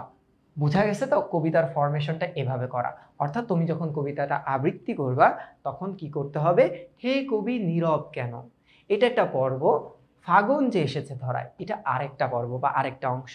বসন্তে বরিয়া তুমি, বসন্তে বরিয়া তুমি, এইটা একটা অংশ, 8 অক্ষর। এখন তুমি বলতে পারো ভাই 8 অক্ষর গণনা করলেন কিভাবে? এটা তো অবশ্যই শেখাবো তোমাদেরকে। অক্ষর বা এখানে 8টা মাত্রা আছে এবং এই যে লবে নাকি তবু বন্ধ নাই, এখানে 8টা অক্ষর, 8 অক্ষর বা মাত্রা আছে। অর্থাৎ একটা লাইনে সর্বোচ্চ 8,10 অক্ষর থাকতে পারে, অথবা কোনো কোনো লাইনে 10টা করে অক্ষর আছে। যেমন পরবর্তী যে লাইনটা, কহিল সে স্নিগ্ধ আঁখি তুলি, পরবর্তী লাইনটা কি? কহিল, দেখো কহিল সে স্নিগ্ধ, কি স্নিগ্ধ আঁখি তুলি, স্নিগ্ধ আঁখি, আঁখি তুলি। হ্যাঁ, এই যে এটা পুরাই কিন্তু একটা লাইন এবং এই পুরা লাইনে একটাই পর্ব আছে, যেই পর্বটায় 10টা মাত্রা আছে, 10টা অক্ষর বা 10 মাত্রা সমৃদ্ধ। বুঝা গেছে তো? তো এই যে এই অংশগুলো আমাদের জন্য অনেক বেশি ইম্পর্টেন্ট। তাহলে এগুলা সবই ধীরে ধীরে আমি তোমাদেরকে বোঝানোর চেষ্টা করব। দেখো, তাহলে আমরা এতটুকু তো বুঝতে পারছি যে তাহারই পরে মনে কবিতাটি অক্ষরবৃত্ত ছন্দে রচনা করা একটা কবিতা, যেটার আবৃত্তি অনেক ধীরগতির হয় এবং এর পর্ববিন্যাসটা 8,10 মাত্রার, 8,10 মাত্রার, 8,10 মাত্রার। খালি একটু মনে রাখবা যে অক্ষরবৃত্ত ছন্দের কবিতাগুলার পর্বগুলা বড় হয়, অনেক অক্ষর থাকে, 8 অক্ষর থাকে কিংবা 10 অক্ষর থাকে এরকম। যেমন ছোটবেলায় যে স্বরবৃত্ত ছন্দের কবিতা পড়ছি না, স্বরবৃত্ত ছন্দের যে কবিতাগুলো আমরা পড়ছি, সেই কবিতাগুলার পর্ববিন্যাস ছিল সর্বোচ্চ 2 থেকে 4 মাত্রার, 2 থেকে 4 মাত্রার। অর্থাৎ ওই জায়গায় কিন্তু আমরা থামছি বেশি, ওই জায়গায় কি থামছি বেশি, অনেক বেশি বেশি করে থামছি। যেমন বাঁশবাগানের মাথার ওপর চাঁদ উঠেছে, ওই দেখো 4 বার থামছি। কিভাবে? দেখো, এই যে দেখো লাইনটা কিরকম, বাঁশবাগানের, বাঁশবাগানের, হ্যাঁ, তারপর কি মাথার উপর, মাথার উপর চাঁদ উঠেছে, চাঁদ উঠেছে ওই। দেখো এই লাইনটা যখন আমরা পড়ছি, এই লাইনটা কয়েক ভাগে পড়ছি, তার মানে ওখানে পর্বের সংখ্যাও বেশি। যেমন আমরা প্রথমে বলছি বাঁশবাগানের মাথার উপর চাঁদ উঠেছে ওই, ওই পর্বগুলো অনেক ছোট ছোট হয়, ওই পর্বগুলোতে সর্বোচ্চ 4টা অক্ষর থাকতে পারে। যেমন এখানে 4টা অক্ষর আছে, এখানে 4টা আছে, এখানে 4টা আছে, এখানে একটা আছে।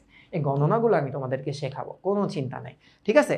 তাহলে 2 থেকে 4 মাত্রার মধ্যে যেই কবিতার পর্বগুলো সীমাবদ্ধ, সেগুলো স্বরবৃত্ত ছন্দের কবিতা, এগুলোর আবৃত্তি অনেক ফাস্ট হয়।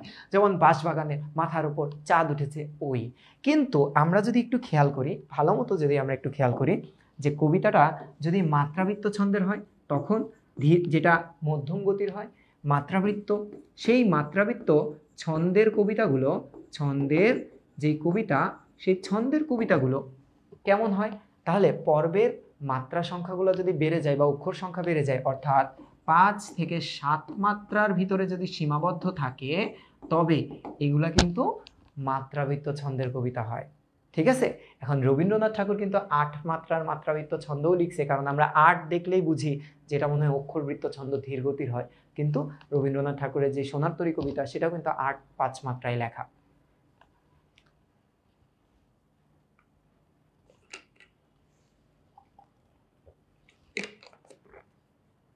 ঠিক আছে? এগুলা সব বুঝবো আমরা, এগুলা সব বুঝবো আস্তে আস্তে। তার মানে আমরা ছন্দটা বুঝতে পারছি এবং আমরা এটা বুঝতে পারলাম যে এই কবিতার পর্ববিন্যাসটা কেমন হয়। দেখো একটু ধৈর্য ধরো, সব বুঝতে পারবা। অধৈর্য হলে তো কিছু বুঝতে পারবা না, এটাই স্বাভাবিক, তাই না? এগুলা কিন্তু সব তোমাদের এইচএসসির পড়া, সব এইচএসসির পড়া। এবার একটু খেয়াল করো, পোস্টমর্টম তো। এই কবিতায় মোট লাইন দেখো, এই কবিতার মোট যে লাইন, হ্যাঁ, এই কবিতার মোট লাইন সংখ্যা কয়টা জানো? 30টা। কয়টা? 30টা, অর্থাৎ মোট চরণ সংখ্যা 30টা চরণ আছে। হ্যাঁ, এবার দেখো স্তবক কয়টা আছে। স্তবক, এই কবিতার স্তবক সংখ্যা কয়টা জানো? কবিতার স্তবক সংখ্যা হচ্ছে 5টা। 5টা অর্থাৎ 5টা প্যারা আছে। এবং প্রতি প্যারায় তোমরা একটু খেয়াল করবা, প্রতি প্যারায়, হ্যাঁ, এই কবিতার প্রতি প্যারায় লাইন আছে হচ্ছে 6টা করে, 6টা করে। এইবার চলো আমি তোমাদেরকে ব্যাপারটা বুঝাই দিই কিরকম ভাবে। এই যে কবিতাটা, এই দেখো কবিতাটা, হ্যাঁ দেখো এই কবিতাটা, এই যে দেখো, হে কবি নীরব কেন, 1 2 3 4 5 6, এই পর্যন্ত একটা স্তবক। কোন পর্যন্ত? এই পর্যন্ত কি একটা একটা স্তবক, এই পর্যন্ত কি একটা স্তবক। তারপরে তোমরা যদি দেখো বাকি 6 লাইন, অর্থাৎ এখনো দেখোনি তুমি, এখান থেকে নিয়ে এই পর্যন্ত, এটা হচ্ছে দ্বিতীয় স্তবক। প্রতি 6 লাইন পর পর দ্বিতীয় স্তবক, ঠিক আছে? প্রতি 6 লাইন পর পর দ্বিতীয় স্তবক। এখন এই যে কবিতাটা যে আমি পড়তেছি, এই কবিতায় একটু খেয়াল করে দেখবা, এই কবিতায় চরিত্র কয়টা জানো? এই কবিতায় চরিত্র আছে 2 জন, 2টা। এই কবিতায় চরিত্র সংখ্যা 2টা। একটা চরিত্র হচ্ছে কবি, একটা চরিত্র কবি। আর 2 নাম্বার চরিত্রটা কি জানো? কবির ভক্ত, কবির ভক্ত, ভক্ত। আচ্ছা, গঠনগত দিক থেকে যদি একটু চিন্তা করি, একটু দেখো, এই যে গঠনগত দিক থেকে, গঠনগত দিক থেকে কবিতাটা কেমন জানো? ডায়লগ ডেলিভারি মূলক, অর্থাৎ সংলাপ নির্ভর কবিতা। কেমন? এটা একটা সংলাপ নির্ভর কবিতা, সংলাপ নির্ভর কবিতা। এখন সংলাপ নির্ভর কবিতা বলতে কি বোঝায় জানো? দেখো আমি তোমাদেরকে বলি, তুমি যদি প্রতি 6টা প্যারা দেখো, একটু খেয়াল করো, প্রতি 6টা প্যারার দিকে একটু তাকাও, এখানে ডায়লগ ডেলিভারি হচ্ছে, এখানে কি হচ্ছে? সংলাপের আদান প্রদান হচ্ছে। কেমনে? দেখো, সংলাপের আদান প্রদান হচ্ছে। কিভাবে সংলাপের আদান প্রদান হচ্ছে একটু তোমরা খেয়াল করো, তুমি বুঝবা কেমনে কোন লাইনটা কবির এবং কোন লাইনটা তার ভক্তের। আমি তোমাদেরকে বলে দিই, দেখো, প্রত্যেকটা প্যারার প্রথম যেই 2টা লাইন, প্রত্যেকটা প্যারার প্রথম যে 2টা লাইন, এইটা হচ্ছে কবির ভক্ত। এই প্রথম 2টা সংলাপ কবির ভক্তের। আচ্ছা, এই প্রথম 2 সংলাপে কি হয়? এই প্রথম 2 সংলাপে কবির ভক্ত, যিনি কবির ভক্ত, সে কি করে? সে হয় প্রশ্ন করে অথবা উত্তর দেয়। সে হয় প্রশ্ন করে, না হয় কি করে? না হয় একটা উত্তর দেয়। তার মানে প্রথম 2টা যেই লাইন সংলাপ নির্ভর কবিতা, কোন 2টা সংলাপ বা কোন লাইনগুলা একটা মানুষের এবং কোন লাইনগুলা আরেকটা মানুষের, এটা জানাটা কিন্তু অনেক বেশি ইম্পর্টেন্ট। তাহলে প্রতি প্যারার 6টা প্যারা না, 5টা প্যারা, প্রত্যেকটা প্যারার প্রথম 2 লাইন কার? কবির ভক্তের। তাহলে আমি যদি তোমাদেরকে একটু দেখাই এই কবিতাটা দেখতে অনেকটা এরকম। দেখো, প্রথম 2টা লাইন বিশাল বড়, তারপরের 2টা লাইন ছোট, তারপরের 2টা লাইন কিরকম? ছোট, তারপরের 2টা লাইন দেখো আবার অনেক বড়। দেখো, পোস্টমর্টম করছি, কাইটা বুঝাইতেছি। এইটা হচ্ছে একটা প্যারা, একটু খেয়াল করো তো। এই দেখো, এই 2 লাইন বড়, 2 লাইন ছোট, 2 লাইন বড়, আবার দেখো 2 লাইন বড়, 2 লাইন ছোট, এবং দেখো পরবর্তী 2 লাইন কিন্তু আরো বড়। ঠিক আছে? তাইলে এবার আমি কি বুঝাইতে চাইলাম, যে প্রথম 2 লাইন, এই লাইন আর এই লাইন কার? এই 2 লাইন হচ্ছে কবির ভক্তের প্রশ্ন বা উত্তর। কবির ভক্তের প্রশ্ন বা উত্তর। কবির ভক্ত কবির কাছে এসে কি ধরনের প্রশ্ন করতেছে, এইটা আমরা প্রথম 2 লাইনে পাবো প্রতি প্যারার। এই যে আমাদের 3 নাম্বার যে লাইনটা না, এই যে 3 নাম্বার, অনলি 3rd লাইন, তৃতীয় যে লাইনটা দেখো, তৃতীয় লাইন। এবার দেখো তৃতীয় লাইনটা কি? এই যে কহিল সে স্নিগ্ধ আখি তুলি, একটু দেখো তো, কহিল কিভাবে বললো? কহিল মানে বলল, সে স্নিগ্ধ আখি তুলি, এটা তো তৃতীয় লাইন, তাই না? এই তৃতীয় লাইনটা কেমন? তোমাকে যদি কেউ প্রশ্ন করে, নর্মাল প্রশ্ন করে, যে তুমি বলো তো তোমার আর ওর সাথে ব্রেকআপ কিভাবে হলো। দেখ, প্রশ্ন করছে তোমার আর ওর সাথে ব্রেকআপ কিভাবে হলো। এখন আমি মনে মনে ভাবতেছি, আমার আর ওর মধ্যে প্রেমটাই বা কবে ছিল? এটা কি ধরনের প্রশ্ন? হাউ ননসেন্স, ঠিক না? তাহলে তখন আমার উত্তরটা কেমন হবে? আমি একটা এক্সপ্রেশন দিব না, কি প্রশ্ন এটা, কেন করছে এটা? একটা এক্সপ্রেশন তো আসবে আমার থেকে। তার মানে কোনো মানুষকে যদি যে কোনো প্রশ্নই করো না কেন, তার ভিতর থেকে তো একটা এক্সপ্রেশন বা প্রশ্নের প্রতি তার একটা অঙ্গভঙ্গি আসবে, আসবে না? তৃতীয় যে লাইনটা, সেই লাইনটা কেমন একটু দেখো তো। কহিল সে স্নিগ্ধ আঁখি তুলি, সে প্রশ্নটা শুনে ধরো সে মাথা নিচু করে আছে, সে স্নিগ্ধ আঁখি তুলে বলতে, হোয়াট, কি বললো এটা? বুঝা গেছে তো? তার মানে তৃতীয় লাইনটা কিন্তু কবির কি, কবির অঙ্গভঙ্গি, কবির অঙ্গভঙ্গি। ঠিক আছে, প্রশ্নটা শুনে কবি আসলে কিভাবে রিপ্লাই দিচ্ছে সেটাই হচ্ছে প্রতি 3 লাইন। দেখো এখানে দেখো 3 নাম্বার লাইনটা কেমন, পরবর্তী প্যারার কহিল সে সুদূরে চাহিয়া। অনেক সময় দেখা যায় না আমরা অনেক দূরে তাকায় উত্তরটা দিতেছি একটা প্রশ্ন শোনার পর। তারপর দেখো তৃতীয় প্যারার তৃতীয় লাইনটা কেমন, কহিল সে মৃদু মধু স্বরে। তারপর দেখো একটু চতুর্থ প্যারার তৃতীয় লাইনটা কেমন, কহিল সে পরম হেলায়। প্রশ্নটা শোনার পর হেলা মানে কি, অবহেলা, ইগনোরেন্স, দূরে তাকায় একটা ইগনোর কইরা সে বলতেছে কি প্রশ্ন এটা। তারপরে দেখো 5 নাম্বার যে প্যারাটা, এই 5 নাম্বার প্যারায় কহিল সে কাছে সরে এসে। তার মানে প্রতি 3 নাম্বার লাইনটা কেমন, প্রতি 3 নাম্বার লাইনে হচ্ছে কবির, আমরা বলতে পারি কবির একটা এক্সপ্রেশন, কবির একটা এক্সপ্রেশন। এবার দেখো এই যে চতুর্থ লাইনটা, চতুর্থ লাইন, এই যে পঞ্চম লাইন এবং এই যে ষষ্ঠ লাইন, এই 3 লাইন কিন্তু কবির একার, এই 3 লাইন কিন্তু কবির একার। কবির উত্তর, ওই যে ওই দুইটা প্রশ্ন পাইছে না, সে প্রশ্নের তো উত্তর দিতে হবে বা প্রশ্ন করতে হবে, উত্তর বা পাল্টা প্রশ্ন, বা পাল্টা প্রশ্ন, পাল্টা প্রশ্ন মিলায় রাখো, প্রত্যেকটা লাইন সেম।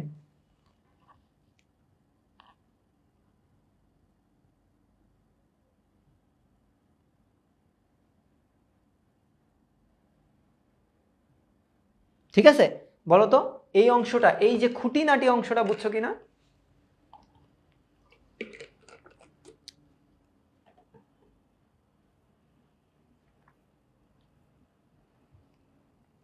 ঠিক আছে, আচ্ছা তাহলে এইটা হচ্ছে চরিত্রগত বিন্যাস, এটা হচ্ছে চরিত্রগত বা চরিত্র ভিত্তিক বিন্যাস, চরিত্র ভিত্তিক বিন্যাস বা স্ট্রাকচারটা। হ্যাঁ, প্রত্যেকটা লাইন এভাবেই করা, প্রত্যেকটা লাইন এভাবেই বিশ্লেষণ করা। তাহলে মোট লাইন কয়টা, মোট লাইন 30টা, স্তবক কয়টা, 5টা, প্রতি প্যারায় কয়টা করে লাইন আছে, 6টা করে, চরিত্র কয়টা, 2টা, এক হচ্ছে কবি, এক হচ্ছে কবির ভক্ত। গঠনগত দিক থেকে এটা কি ধরনের কবিতা, এটা একটা সংলাপ নির্ভর কবিতা। আর কবিতাটা কিন্তু একটা নাট্যগুণ সম্পন্ন কবিতা।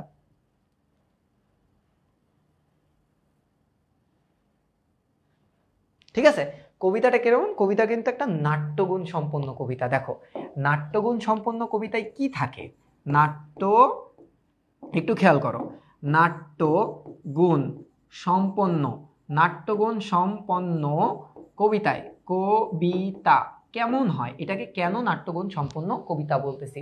4টা গুণাবলী আসলে আমরা দেখি একটা নাট্যগুণ সম্পন্ন কবিতা যদি হতে হয়। একটা গুণাবলী, প্রথম যে গুণাবলীটা দেখি সেটা কি, চরিত্র আছে কিনা। আমরা দেখি যে চরিত্র, আমরা চরিত্র আছে কিনা, ওই গল্পে কি কোনো চরিত্র আছে। আচ্ছা, তারপরে 2 নাম্বার আমরা দেখি ওইটাই কি সংলাপ আছে, সংলাপ, হ্যাঁ সংলাপ, এগুলো একটা সার্বিক দিক। হ্যাঁ, সংলাপ আছে কিনা, ধরো সংলাপ আছে কিনা, ওইখানে কি কোনো ট্র্যাজেডি আছে কিনা, ট্র্যাজেডি আছে কিনা। তারপর আমরা যেটা দেখি যে ওইটা কি একটা কাহিনী আছে, কোনো কাহিনীর প্রবাহ আছে, সেটা আছে কিনা।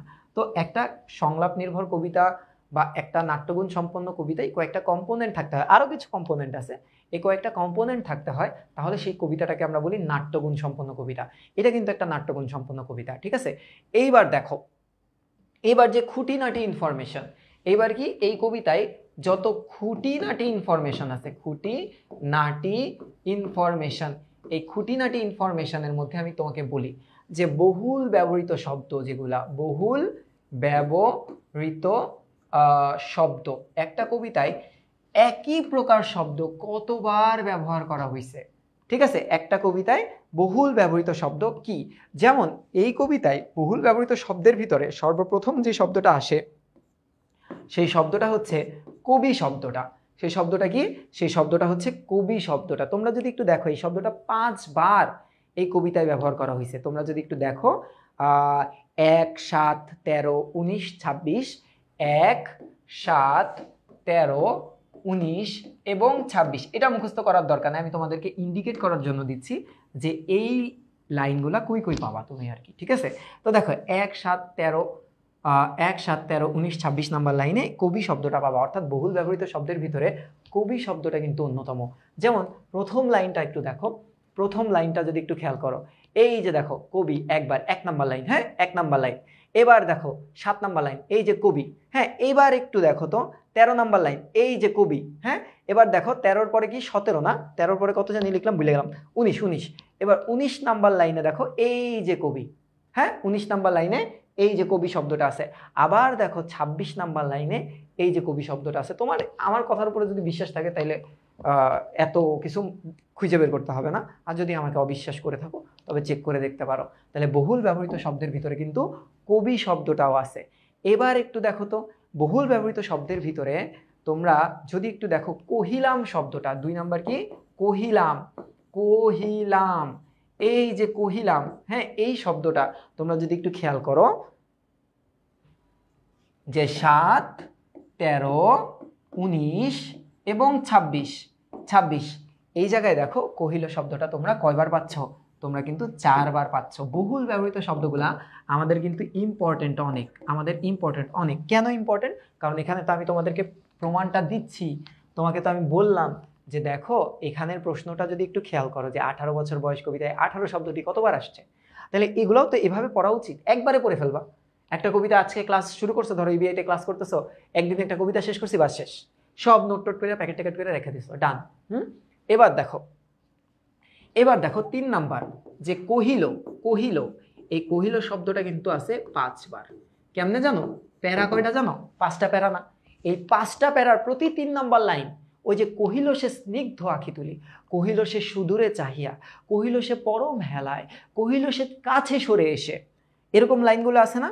হ্যাঁ, কহিল সে মৃদু মধু স্বরে। এই যে প্রত্যেকটা কবির এক্সপ্রেশন যখন দিচ্ছে তখন কিন্তু কবি কহিল শব্দটা ব্যবহার করছে। তার মানে প্রতি 3 নাম্বার লাইন, প্রতি প্যারার প্রতি কত? প্রতি 3 নং লাইন, 3 নং লাইনে কিন্তু 3 নাম্বার লাইনে তুমি এই জিনিসগুলা পাবা, এই জিনিসগুলা তুমি পাবা যে বহুল ব্যবহৃত কিছু শব্দ। এবার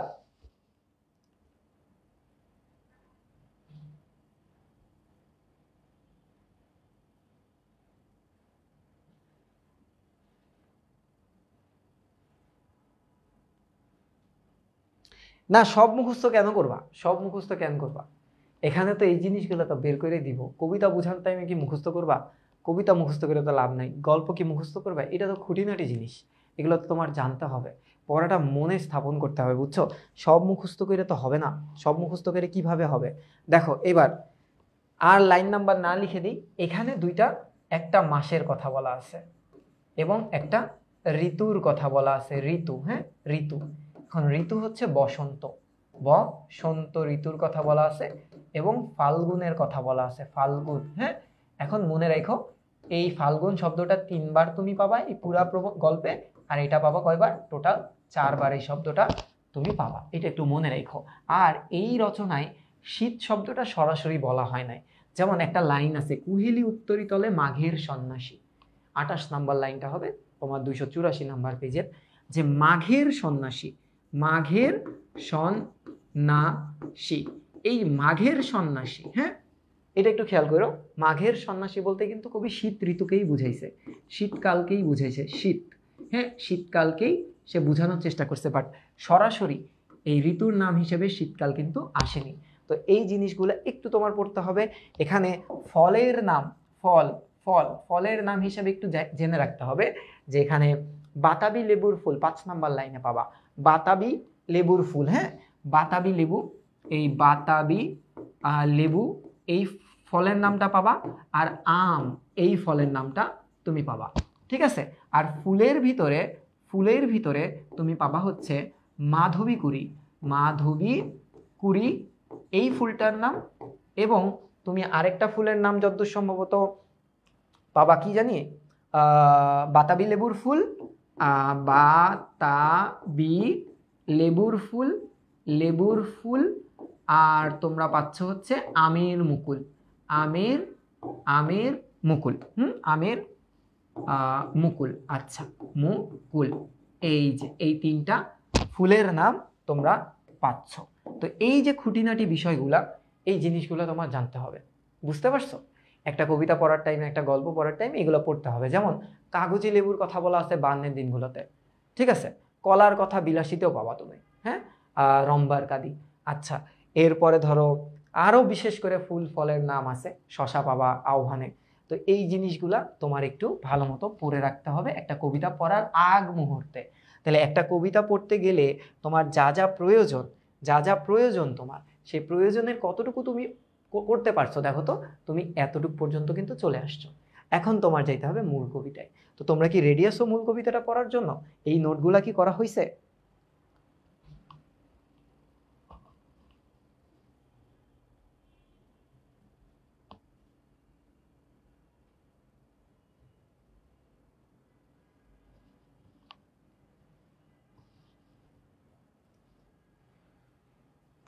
ইন্টারেস্টিং লাগবে, আর ইন্টারেস্টিং লাগবে না কয়েকজন, আর আমি একটু বলি।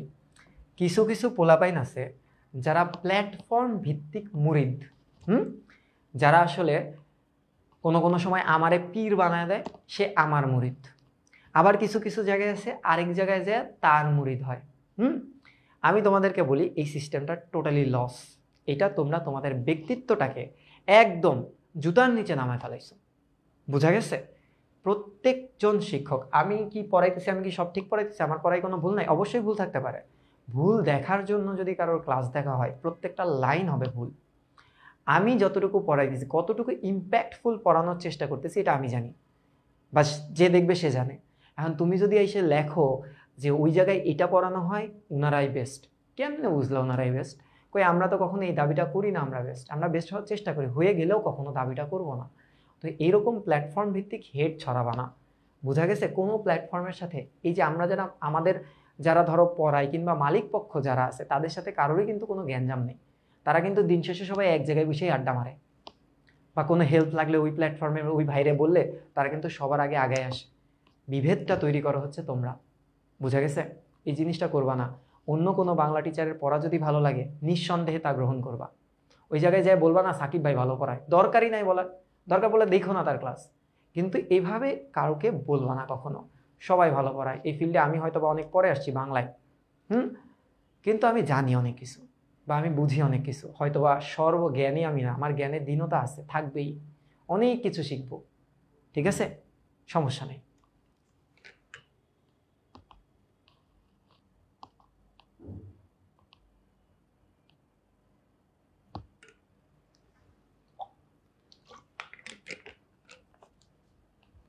ওকে, নোট কমপ্লিট। ওকে, এইবার মূল কবিতাটা আমরা পড়ি। হ্যাঁ, তো ইবিআই কোর্সে আমি যেটা করতেছি, ধরো কবিতা পড়ানোর টাইমে কবিতার একটা ব্যাখ্যা দেওয়ার চেষ্টা করতেছি। এইগুলো না গাইড টেস্ট পেপারে আছে, কপি পেস্ট করা জিনিসপাতি ভাই, আমি সরাসরি এইসব কথা বলি।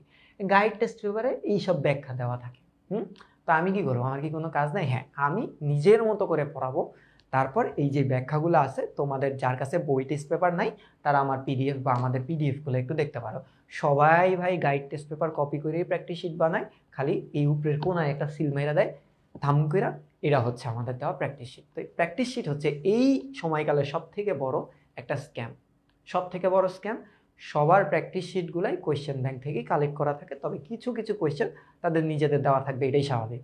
বাট পুরাটাই যদি নিজের বানানো হয়, এটা হয় না আসলে।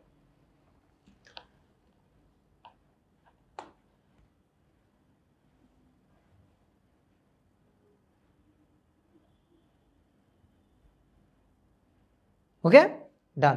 এবার আসো শুরু করি। হ্যাঁ, যে কবিতা এখান থেকে শুরু করব আমরা। দেখো এই অংশটা আমি তোমাদেরকে দিয়ে দিব, এই প্রত্যেকটা জিনিস আমি তোমাদেরকে দিয়ে দিব। দেখো এই যে কবিতাটা আমরা যাচ্ছি, 30 লাইন আমরা পড়বো, খুব ভালো মতো আমরা পড়বো। হ্যাঁ, খুবই ভালো মতো। যারা 150, 150, 200 মানুষ আসো বা আরো বেশি হবে পরে, তারা একটু মনোযোগ দিয়ে লাইনগুলো দেখো, সিচুয়েশনটা বোঝার চেষ্টা করো আগে। প্রথমত আমার একটা কবিতা পড়ার আগে একটা সিচুয়েশন বুঝতে হবে, একটা সিচুয়েশন। ইবিআই তো অবশ্যই আরো ডিটেইলে পড়ানো হয়, এখানে তোমাদেরকে আইডিয়া দেওয়া হচ্ছে। আচ্ছা, সিচুয়েশন দেখো, সিচুয়েশন একটা কবিতার এই সিচুয়েশনটা বুঝলে তোমরা বুঝতে পারবে কবিতার সূত্রপাতটা কিভাবে হয়েছে। নাম্বার 1, এখানে দুইটা চরিত্র আছে, একটা চরিত্র হচ্ছে কবির ভক্ত, আরেকটা চরিত্র হচ্ছে কবি নিজেই। আচ্ছা, এই কবিতায় প্রকৃতি এবং মানব মনের একটা বন্ধন সৃষ্টি করা হয়েছে। হ্যাঁ, কি সেটা হচ্ছে প্রকৃতি ও মানব মনের একটা কি বন্ধন বা একটা ব্রিজ করার চেষ্টা করা হয়েছে। ঠিক আছে, ব্যাপারটা কেমন আমি যদি তোমাদেরকে একটু বোঝানোর চেষ্টা করি। কবি যিনি এখন কিরকম আছে জানো, খুবই স্যাড, খুবই বিষণ্ণ, খুবই বিষণ্ণ আছে। কেন বিষণ্ণ? আচ্ছা আমি বলতেছি। ধরো বিষণ্ণ, এই বিষণ্ণতার কারণ হচ্ছে প্রিয় বিয়োগ। সেটা কি? কবি বিষণ্ণ কেন? প্রিয় বিয়োগের কারণে। প্রিয় বিয়োগ। আচ্ছা, প্রিয় বিয়োগ বলতে কি বোঝায়? প্রিয় বিয়োগ বলতে বোঝায় কবির একজন প্রিয়জন ছিল বা ছিলেন, তিনি এখন আর নেই, মারা গেছেন, কোনো একটা কিছু হয়েছে, উই ডোন্ট নো, ভক্ত জানে না। ঠিক আছে, সিচুয়েশনটা ধরো কিন্তু। তো ভক্ত প্রতি বছর অপেক্ষা করে, কিসের অপেক্ষা করে? বসন্তের অপেক্ষা করে। বসন্ত আসলে কি হয়? বসন্ত আসলে কবি গান রচনা করে। কি করে? কবি গান রচনা করে। কবি প্রশংসা সূচক আমি যদি বলি বসন্ত বন্দনার গান সৃষ্টি করে, এটা বলাটা বেশি ইফেক্টিভ। কবি বসন্ত নিয়ে বসন্ত বন্দনায় কবি বসন্ত বন্দনায় মেতে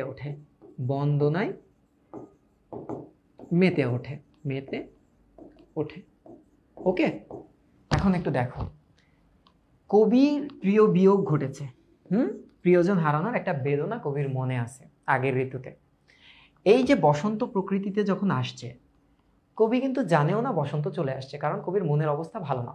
ঠিক আছে, কিন্তু কবির ভক্ত কবির কাছে আসছে, কবির কাছে এসে কবিকে বলতেছে, কবি তুমি কেন বসন্ত নিয়ে প্রশংসাসূচক বা বসন্ত বন্দনার কোনো গান কেন রচনা করতেছো না?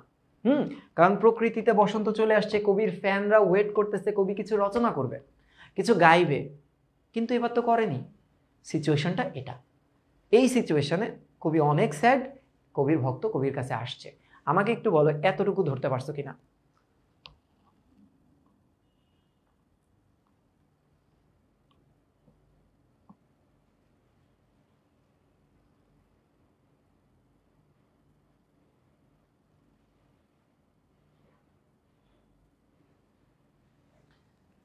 ঠিক আছে, হ্যাঁ, সিচুয়েশনটা বুঝাটা সব থেকে বেশি ইম্পর্টেন্ট।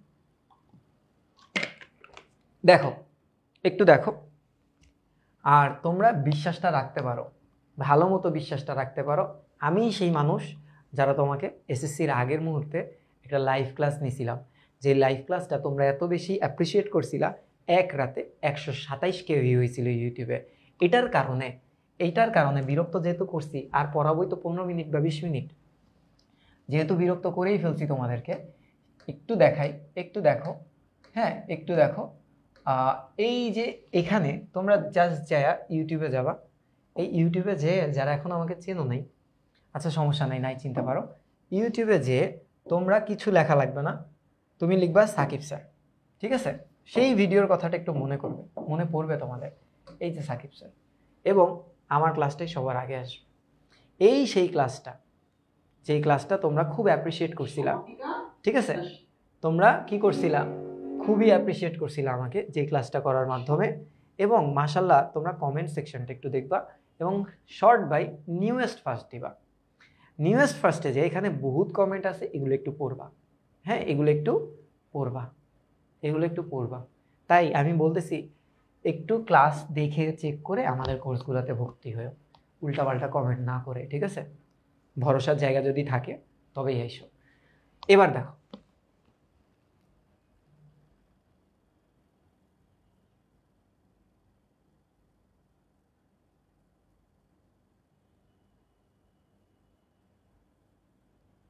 হ্যাঁ, শুরু করি। তাহলে তোমরা সিচুয়েশনটা বুঝে গেছো।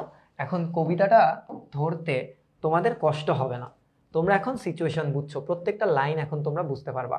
দেখো এই যে লাইনটা, হ্যাঁ এই যে দেখো এখানে 6টা লাইন আছে। ফার্স্ট অফ অল আমরা জানি যে প্রত্যেক প্যারা ওয়াইজ আমরা পড়বো। আমরা কি ওয়াইজ পড়বো? আমরা প্যারা প্যারা করে পড়বো। এই যে এতটুকু একটা প্যারা না, এই যে এতটুকু একটা প্যারা না, আমাদের পড়াটা ধরতে সুবিধা হবে। এতটুকু যে একটা প্যারা, এবং তোমরা জানো যে এই প্যারার প্রথম 2টা লাইন কার? কবি ভক্তের। কবির ভক্ত কবির কাছে আসছে, এসে কি বলতেছে দেখো, হে কবি। কবিকে ডাকলো, কি বলে ডাকলো? সম্বোধন করলো কি বলে? হে কবি। নীরব কেন? নীরব কেন কথাটা বলতে, নীরব কেন মানে কি? নীরব মানে ভাবার্থটা না যাই, আগে লিখি যে কবি হচ্ছে অনেক চুপচাপ। কবি কি চুপচাপ? নীরব বলতে কোনো গান টান রচনা করেনি, সে নীরব চুপচাপ। নীরব হওয়ার কারণ কি? নীরব হওয়ার কারণ হচ্ছে তার প্রিয় বিয়োগ। তার কি? প্রিয় বিয়োগ। হ্যাঁ, প্রিয় বিয়োগ। এবার কি বলতেছে দেখো, কবিকে সে বলার চেষ্টা করতেছে যে ফাগুন যে এসেছে ধরায়। ধরা মানে কি? ধরা মানে তো পৃথিবী। ধরা বলতে কি বুঝায়? ধরা বলতে পৃথিবী। তোমরা জানো যারা বিবিআইতে ছিল, আমি একটা লাইন বাদ দিই না, আমি প্রতি লাইন পড়াই। হে কবি নীরব কেন? যে কবি তুমি চুপচাপ কেন? প্রকৃতিতে ফাল্গুন তো চলে আসছে, গান কোথায় তোমার? রচনা কোথায়? কবির ভক্ত আরো বলতেছে, বসন্তে বরিয়া। বরিয়া কথাটার অর্থ হচ্ছে বরণ করা। বরিয়া কথাটার অর্থ কি? বরণ করা। যে বসন্তে বরিয়া তুমি, যে তুমি লবে। লবে কথাটা মানে কি? নিবে। লবে মানে নিবে নাকি? তব। তব কথাটার অর্থ তোমার। তোমার তোমার বন্দনায়। বন্দনা কথাটার অর্থ কি? প্রশংসা সূচক গান। অর্থাৎ গানের মাধ্যমে, গান প্রশংসা সূচক গান, হ্যাঁ গানের মাধ্যমে। কথাটার অর্থ কি? যে হে কবি, কবির ভক্ত কবির কাছে আসছে, নক করতেছে, হে কবি কি হয়েছে? What's up, what's going on? তুমি এত চুপচাপ কেন? Why you are so quiet? ঠিক আছে, এবার কি বলতেছে যে সে বসন্ত তো চলে আসছে পৃথিবীতে, তুমি কি তোমার প্রশংসাসূচক গানের মাধ্যমে বসন্তকে বরণ করে নিবা না? এবার নিতে হবে না? তো কবির ভক্ত তো আসলে জানে না কবির বিষণ্ণতার কারণটা কি। তো এবার বলো তো এতটুকু বুঝছো কিনা?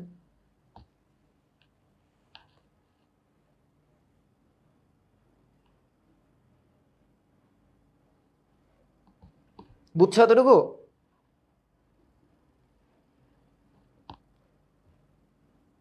আশা করি বুঝছো। এখানে তো না বুঝার আর কিছু নাই। তো এখন যারা একটু ডিটেইলে পড়তে চাও, দেখো এখানে 2টা প্যারার অর্থ এরকম করা আছে। দেখো প্রথমে এখানে কবি ভক্ত কবিকে হে কবি বলে ডেকেছেন, এবং এটা জানিয়ে দিয়েছে যে পৃথিবীতে ফাল্গুন বা বসন্তকাল চলে আসছে। হ্যাঁ, তারপরেও কবি নীরব কেন? নীরব মানে কবি এখনো কোনো গান কিংবা কোনো কিছু রচনা কেন করছে না। সো তোমাদের জন্য এই কি বলে, এই কনসেপ্ট বুকটা থাকবে, এটা তোমরা পাবা প্রত্যেকটা প্যারা। এটা গাইড টেস্ট পেপার থেকে নিয়ে একটু ইম্প্রোভাইজ করা, যাতে তোমাদের বুঝতে এবং বোধগম্যটা হয়। ঠিক আছে, গাইড টেস্ট পেপারের মতো হুবহু তুমি পাবা না, একটু চেঞ্জ তুমি দেখবা, একটু ইন্সপায়ার্ড হয়ে এই জিনিসগুলো একটু চেঞ্জ করা হয়, যাতে স্টুডেন্টরা খুব সহজে বুঝতে পারে। এবার কি বলতেছে দেখো তো, এবার আমাদের কবির এক্সপ্রেশনটা তোমরা তো জানো, সে এই কথাটা শুনে কেমন হলো দেখো। কহিল সে স্নিগ্ধ আখি তুলি। তো স্নিগ্ধ আখি, স্নিগ্ধ আখি বলতে কি বোঝায়? তোমরা জানো যে কোমল নেত্র, এটার অর্থ, কিন্তু ভাবার্থ মানে কি বলতো? উৎসুক চাহানি। ভাবার্থটা কি? উৎসুক, উৎসুক চাহনি। হ্যাঁ, চাহনি, এটার মানে কি? কেউ যদি হঠাৎ করে তোমার কাছে এসে কিছু বলে, তো তুমি উৎসুকতার মাধ্যমে তুমি একটু চোখটা উঁচু করে দেখবা না, কি রে কে আসলো, কে প্রশ্নটা করলো, কেন প্রশ্নটা করলো? তোমার ভিতরে কি একটা এক্সাইটমেন্ট বা এই ধরনের একটা কিছু থাকবে না? অবশ্যই থাকবে, এটাই প্রকাশ করছে। এবার একটু দেখো, দক্ষিণ দুয়ার গেছে খুলি। দক্ষিণ দুয়ার মানে কি? দক্ষিণা বাতাস। দক্ষিণা বাতাস, ঠিক আছে। এই দক্ষিণ দুয়ার বলতে কি বুঝাইছে? যে প্রকৃতি কি রূপ বদলানো শুরু করে দিছে? কথার অর্থ কি? যে প্রকৃতি, প্রকৃতি কি, প্রকৃতি কি তার রূপ, তার রূপ বদলানো, রূপ বদলানো শুরু করে দিয়েছে, শুরু করে করে দিয়েছে। হ্যাঁ, আচ্ছা। বাতাবি লেবুর ফুল কি ফুটেছে? ফুটেছে কি আমের মুকুল? এই যে কবির প্রশ্নটা হচ্ছে, আমি তো আসলে কবি তো ডিপ্রেসড, বিষণ্ণ, কবি জানেই না প্রকৃতির কি অবস্থা, তাই কবি কয়েকটা বেসিক কোয়েশ্চেন করতেছে, যে কোয়েশ্চেনগুলোর মাধ্যমে সে বুঝতে পারবে যে প্রকৃতিতে রূপ পরিবর্তন শুরু হয়ে গেছে এবং বসন্তকাল শুরু হয়ে গেছে। তাই কবি বলতেছে, বাতাবি লেবুর ফুল কি ফুটেছে, নেবু বলা হয়েছে, লেবুই হবে, বাতাবি লেবুর ফুল ফুটেছে, আমের মুকুল কি ফুটেছে। তার মানে এটাও কিন্তু একটা ফলের নাম, এটাও একটা ফলের নাম, এবং এখানে আরেকটা ফলের নাম তুমি পেলা। এবং যেহেতু মুকুল একটা ফুল এবং বাতাবি লেবুর ফুলও একটা ফুল, তাহলে এখানে দুইটা ফুল দুইটা ফল দুইটাই পাইতেছি আমরা।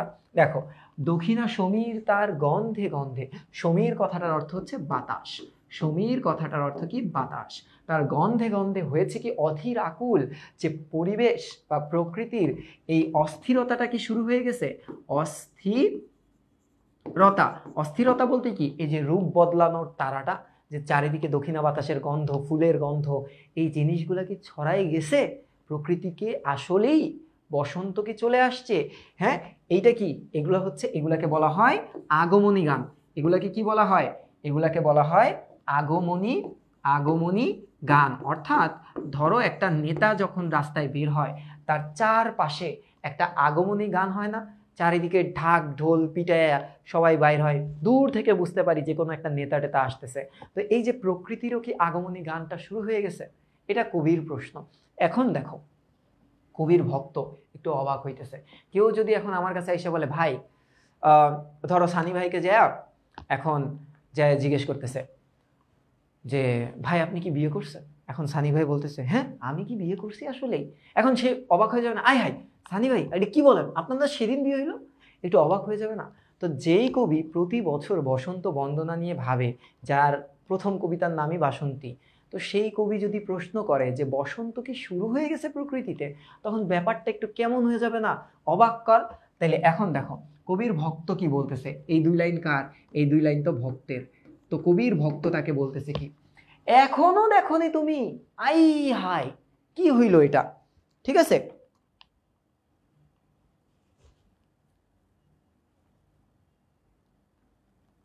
বলতেছে এখনো দেখনি তুমি, কহিলাম কেন কবি আজ এমন উন্মনা তুমি, উন্মনা তুমি, যে তুমি কেন, উন্মনা মানে কি, উৎ যোগ মনা, উন্মনাটাকে বিশ্লেষণ করলে আমরা কি পাবো, উৎ যোগ মনা, এখানে যে উপসর্গটা পাবো সেটা হচ্ছে অন্যমনা।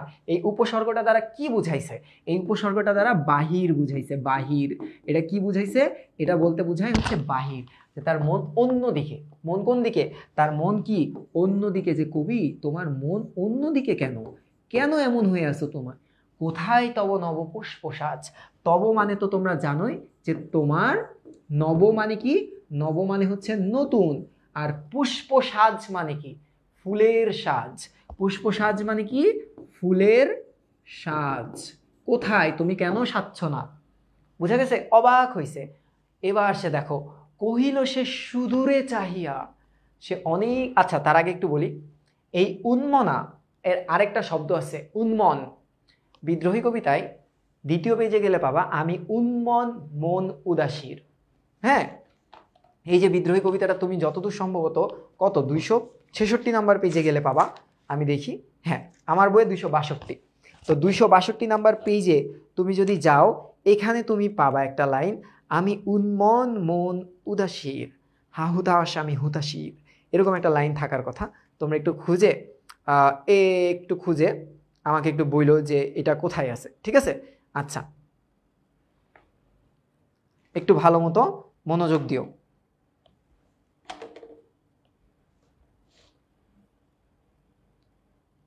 ওকে,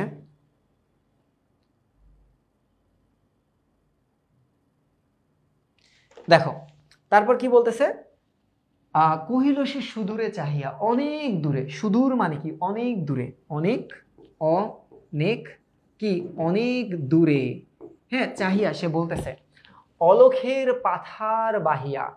অলখের পাথার মানে কি, দৃষ্টি যত দূর যায়, হ্যাঁ দৃষ্টিসীমার অগোচরে, অর্থাৎ তোমার দৃষ্টিটা, তোমার দৃষ্টি, তোমার দৃষ্টি যত দূর যাবে, তোমার দৃষ্টি যত দূর যাবে, অলখের পাথার মানে সমুদ্র, মানে কি পাথার মানে হচ্ছে সমুদ্র, সিন্ধু মানেও কিন্তু সমুদ্র, হ্যাঁ সিন্ধু মানে কিন্তু সমুদ্র। দেখো এরকম একটা লাইন পাবা যে মহাসিন্ধু উতলা ঘুম ঘুম, ঘুম চুমু দিয়ে করি নিখিল বিশ্ব নিঝুম। এটা কিন্তু বিদ্রোহী কবিতার একটা লাইন, যে উতলা সিন্ধু, সিন্ধু মানে কিন্তু সাগর। এই জিনিসটা একটু মনে রাখতে হবে, হ্যাঁ, যে এই জায়গায় পাথার মানেও সমুদ্র, সিন্ধু মানেও কিন্তু সমুদ্র। অলখের পাথার বাহিয়া তরি তার এসেছে কি, বেজেছে কি আগমনী গান। কথাটার অর্থ কি জানো, যে ঋতুচক্র, ঋতু ঋতুচক্র ঋতুচক্র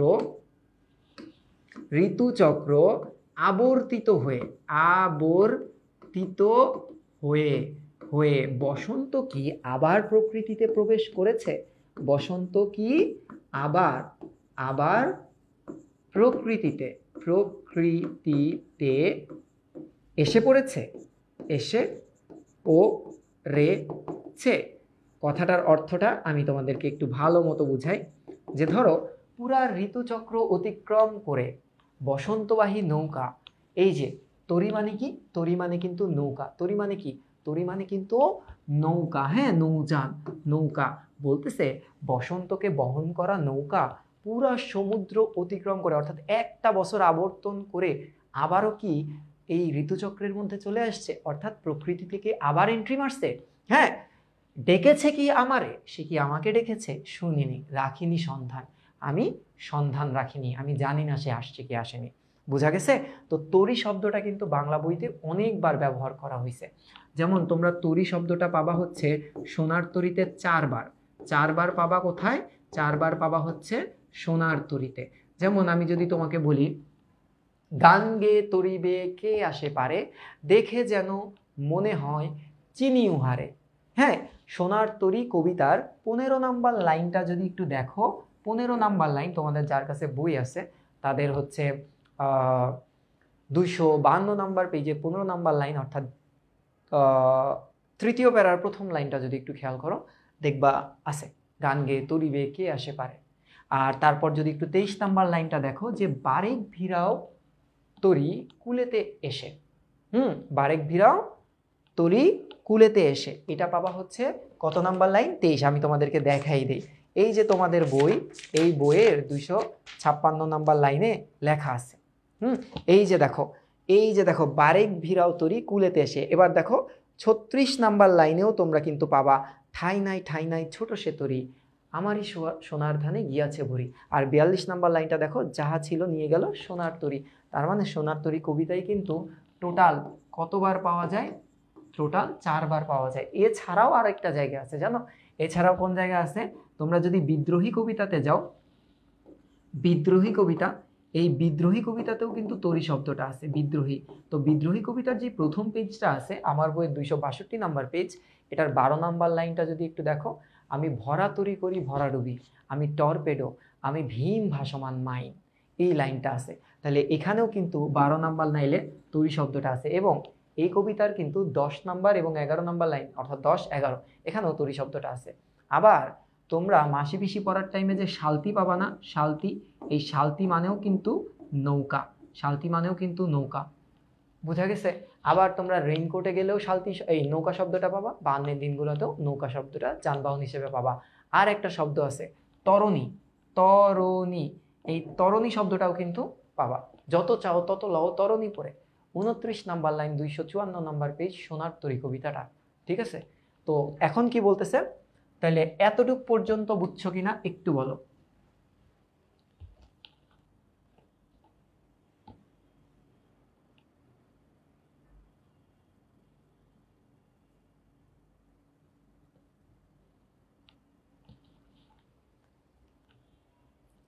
ঠিক আছে? হ্যাঁ, বাংলা ফার্স্ট এবং বাংলা সেকেন্ড দুইটাই পড়ানো হবে। এইবার একটু আসো, এইবার যদি আমি একটু দেখি পরবর্তী প্যারাটা। হ্যাঁ, দেখো, কহিল ওগো কবি, মানে কবির ভক্ত কবিকে বলতেছে, দেখো এই 2 লাইন কিন্তু ভক্তের, এই 2 লাইন কার, ভক্তের। কহিলাম ওগো কবি, কবিকে বলতেছে তার ভক্ত, কহিলাম ওগো কবি, আমি বললাম ওগো কবি, রচিয়া লহ না আজো গীতি, রচিয়া লহ মানে নাও, রচনা করে নাও না আজও গীতি বা গান বা কবিতা, গান বা কবিতা, যে তুমি আর গান বা কবিতা রচনা করে ফেলো না, এটা আমার রিকোয়েস্ট তোমার কাছে। বসন্ত বন্দনা অর্থাৎ বসন্ত নিয়ে প্রশংসাসূচক গান তব কণ্ঠে, তোমার কণ্ঠে শুনি, এ মোর মিনতি। মিনতি মানে কি? রিকোয়েস্ট। এইটা আমার রিকোয়েস্ট যে আমি তোমার কণ্ঠে বসন্ত নিয়ে গান শুনতে চাই, কেন তুমি গান রচনা করতেছো না? এখন কবি কি বলতেছে দেখো, কহিল সে মৃদু মধু স্বরে। স্বাভাবিকভাবে কেউ যদি রিকোয়েস্ট করে তখন তো তার স্বরটা মধুর হয়ে যায়। আচ্ছা, কহিল সে মৃদু মধু স্বরে, কি বলতেছে দেখো কবি, নাই হলো না হোক এবারে, যে এবার নাই হলো, দরকার নাই, কেন প্রতি বছর দরকার? আমার গাহিতে গান, আমার গাহিতে গান মানে আমি গান গাইলেই বসন্তের আনিতে বরিয়া, যে বসন্ত বরণ হবে ব্যাপারটা তা না, কিন্তু বরিয়া মানে কি? বরণ হবে, বরণ হয়ে যাবে, হয়ে যাবে। ব্যাপারটা কিন্তু এরকম না যে আমি গান গাইলেই, আমি গান গাইলেই, আমি গান গাইলেই, আমি গান গাইলেই বসন্ত বরণ হবে, ব্যাপারটা তা না।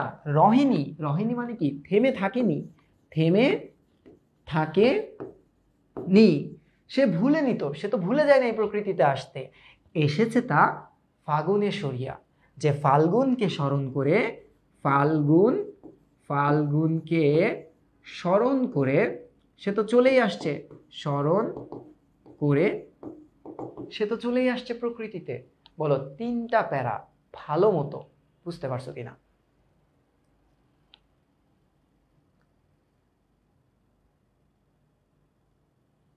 তুমি যদি বইয়ে লিখে রাখো তাহলে কিন্তু বেটার হয়। হ্যাঁ, বইয়ে লিখে রাখলে কিন্তু বেটার হয়। দেখো সুন্দর মতো সাজানো আছে, এটা আমি তোমাদেরকে দিয়ে দিব। এতটুকু বোঝা গেছে? তাহলে আজকের দিন পর্যন্ত ফার্স্ট ক্লাস এই পর্যন্তই ডান। কেমন লাগলো একটু কমেন্ট করে জানো। এই পর্যন্তই ফার্স্ট ক্লাস আমাদের ডান। লাস্ট 2 প্যারা এবং কোয়েশ্চেন সমাধান করব আগামী ক্লাসে। ফার্স্ট 2 প্যারা আর পিডিএফ কিন্তু দিব আজকে না, কালকে। পরীক্ষা নিব কবে? কালকে। 2 লেয়ারের পরীক্ষা। ফার্স্ট 2 প্যারা, সরি লাস্ট, তাই তো, লাস্ট 2 প্যারা কালকে পড়ানো হবে। আর কালকে কি কি পড়ানো হবে? কালকে টোটাল এমসিকিউ, তোমাদের কলেজে আসে যেগুলা, অ্যাডমিশন এমসিকিউ, হ্যাঁ, এবং সিকিউ নিয়ে ক্লাস করানো হবে।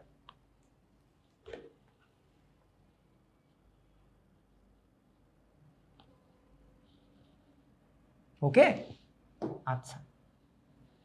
আর ইবিআইতে কিন্তু অলওয়েজ পরীক্ষার উপরে থাকে স্টুডেন্টরা। হ্যাঁ,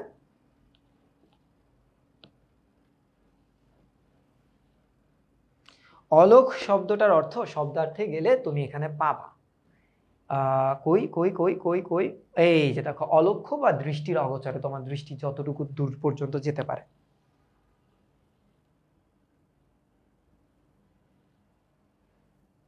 ওকে, তোমরা প্রথম ক্লাসের রিভিউ যদি ভালো লাগে আমাদের পাবলিক গ্রুপে শেয়ার করতে পারো। এই ছিল আমার ক্লাস। আমি আজকে তোমাদের কিচ্ছু দিতে পারবো না, কারণ পুরো একটা টপিক শেষ না হওয়া পর্যন্ত আমি কোনো ক্লাসের ম্যাটেরিয়াল প্রোভাইড করি না।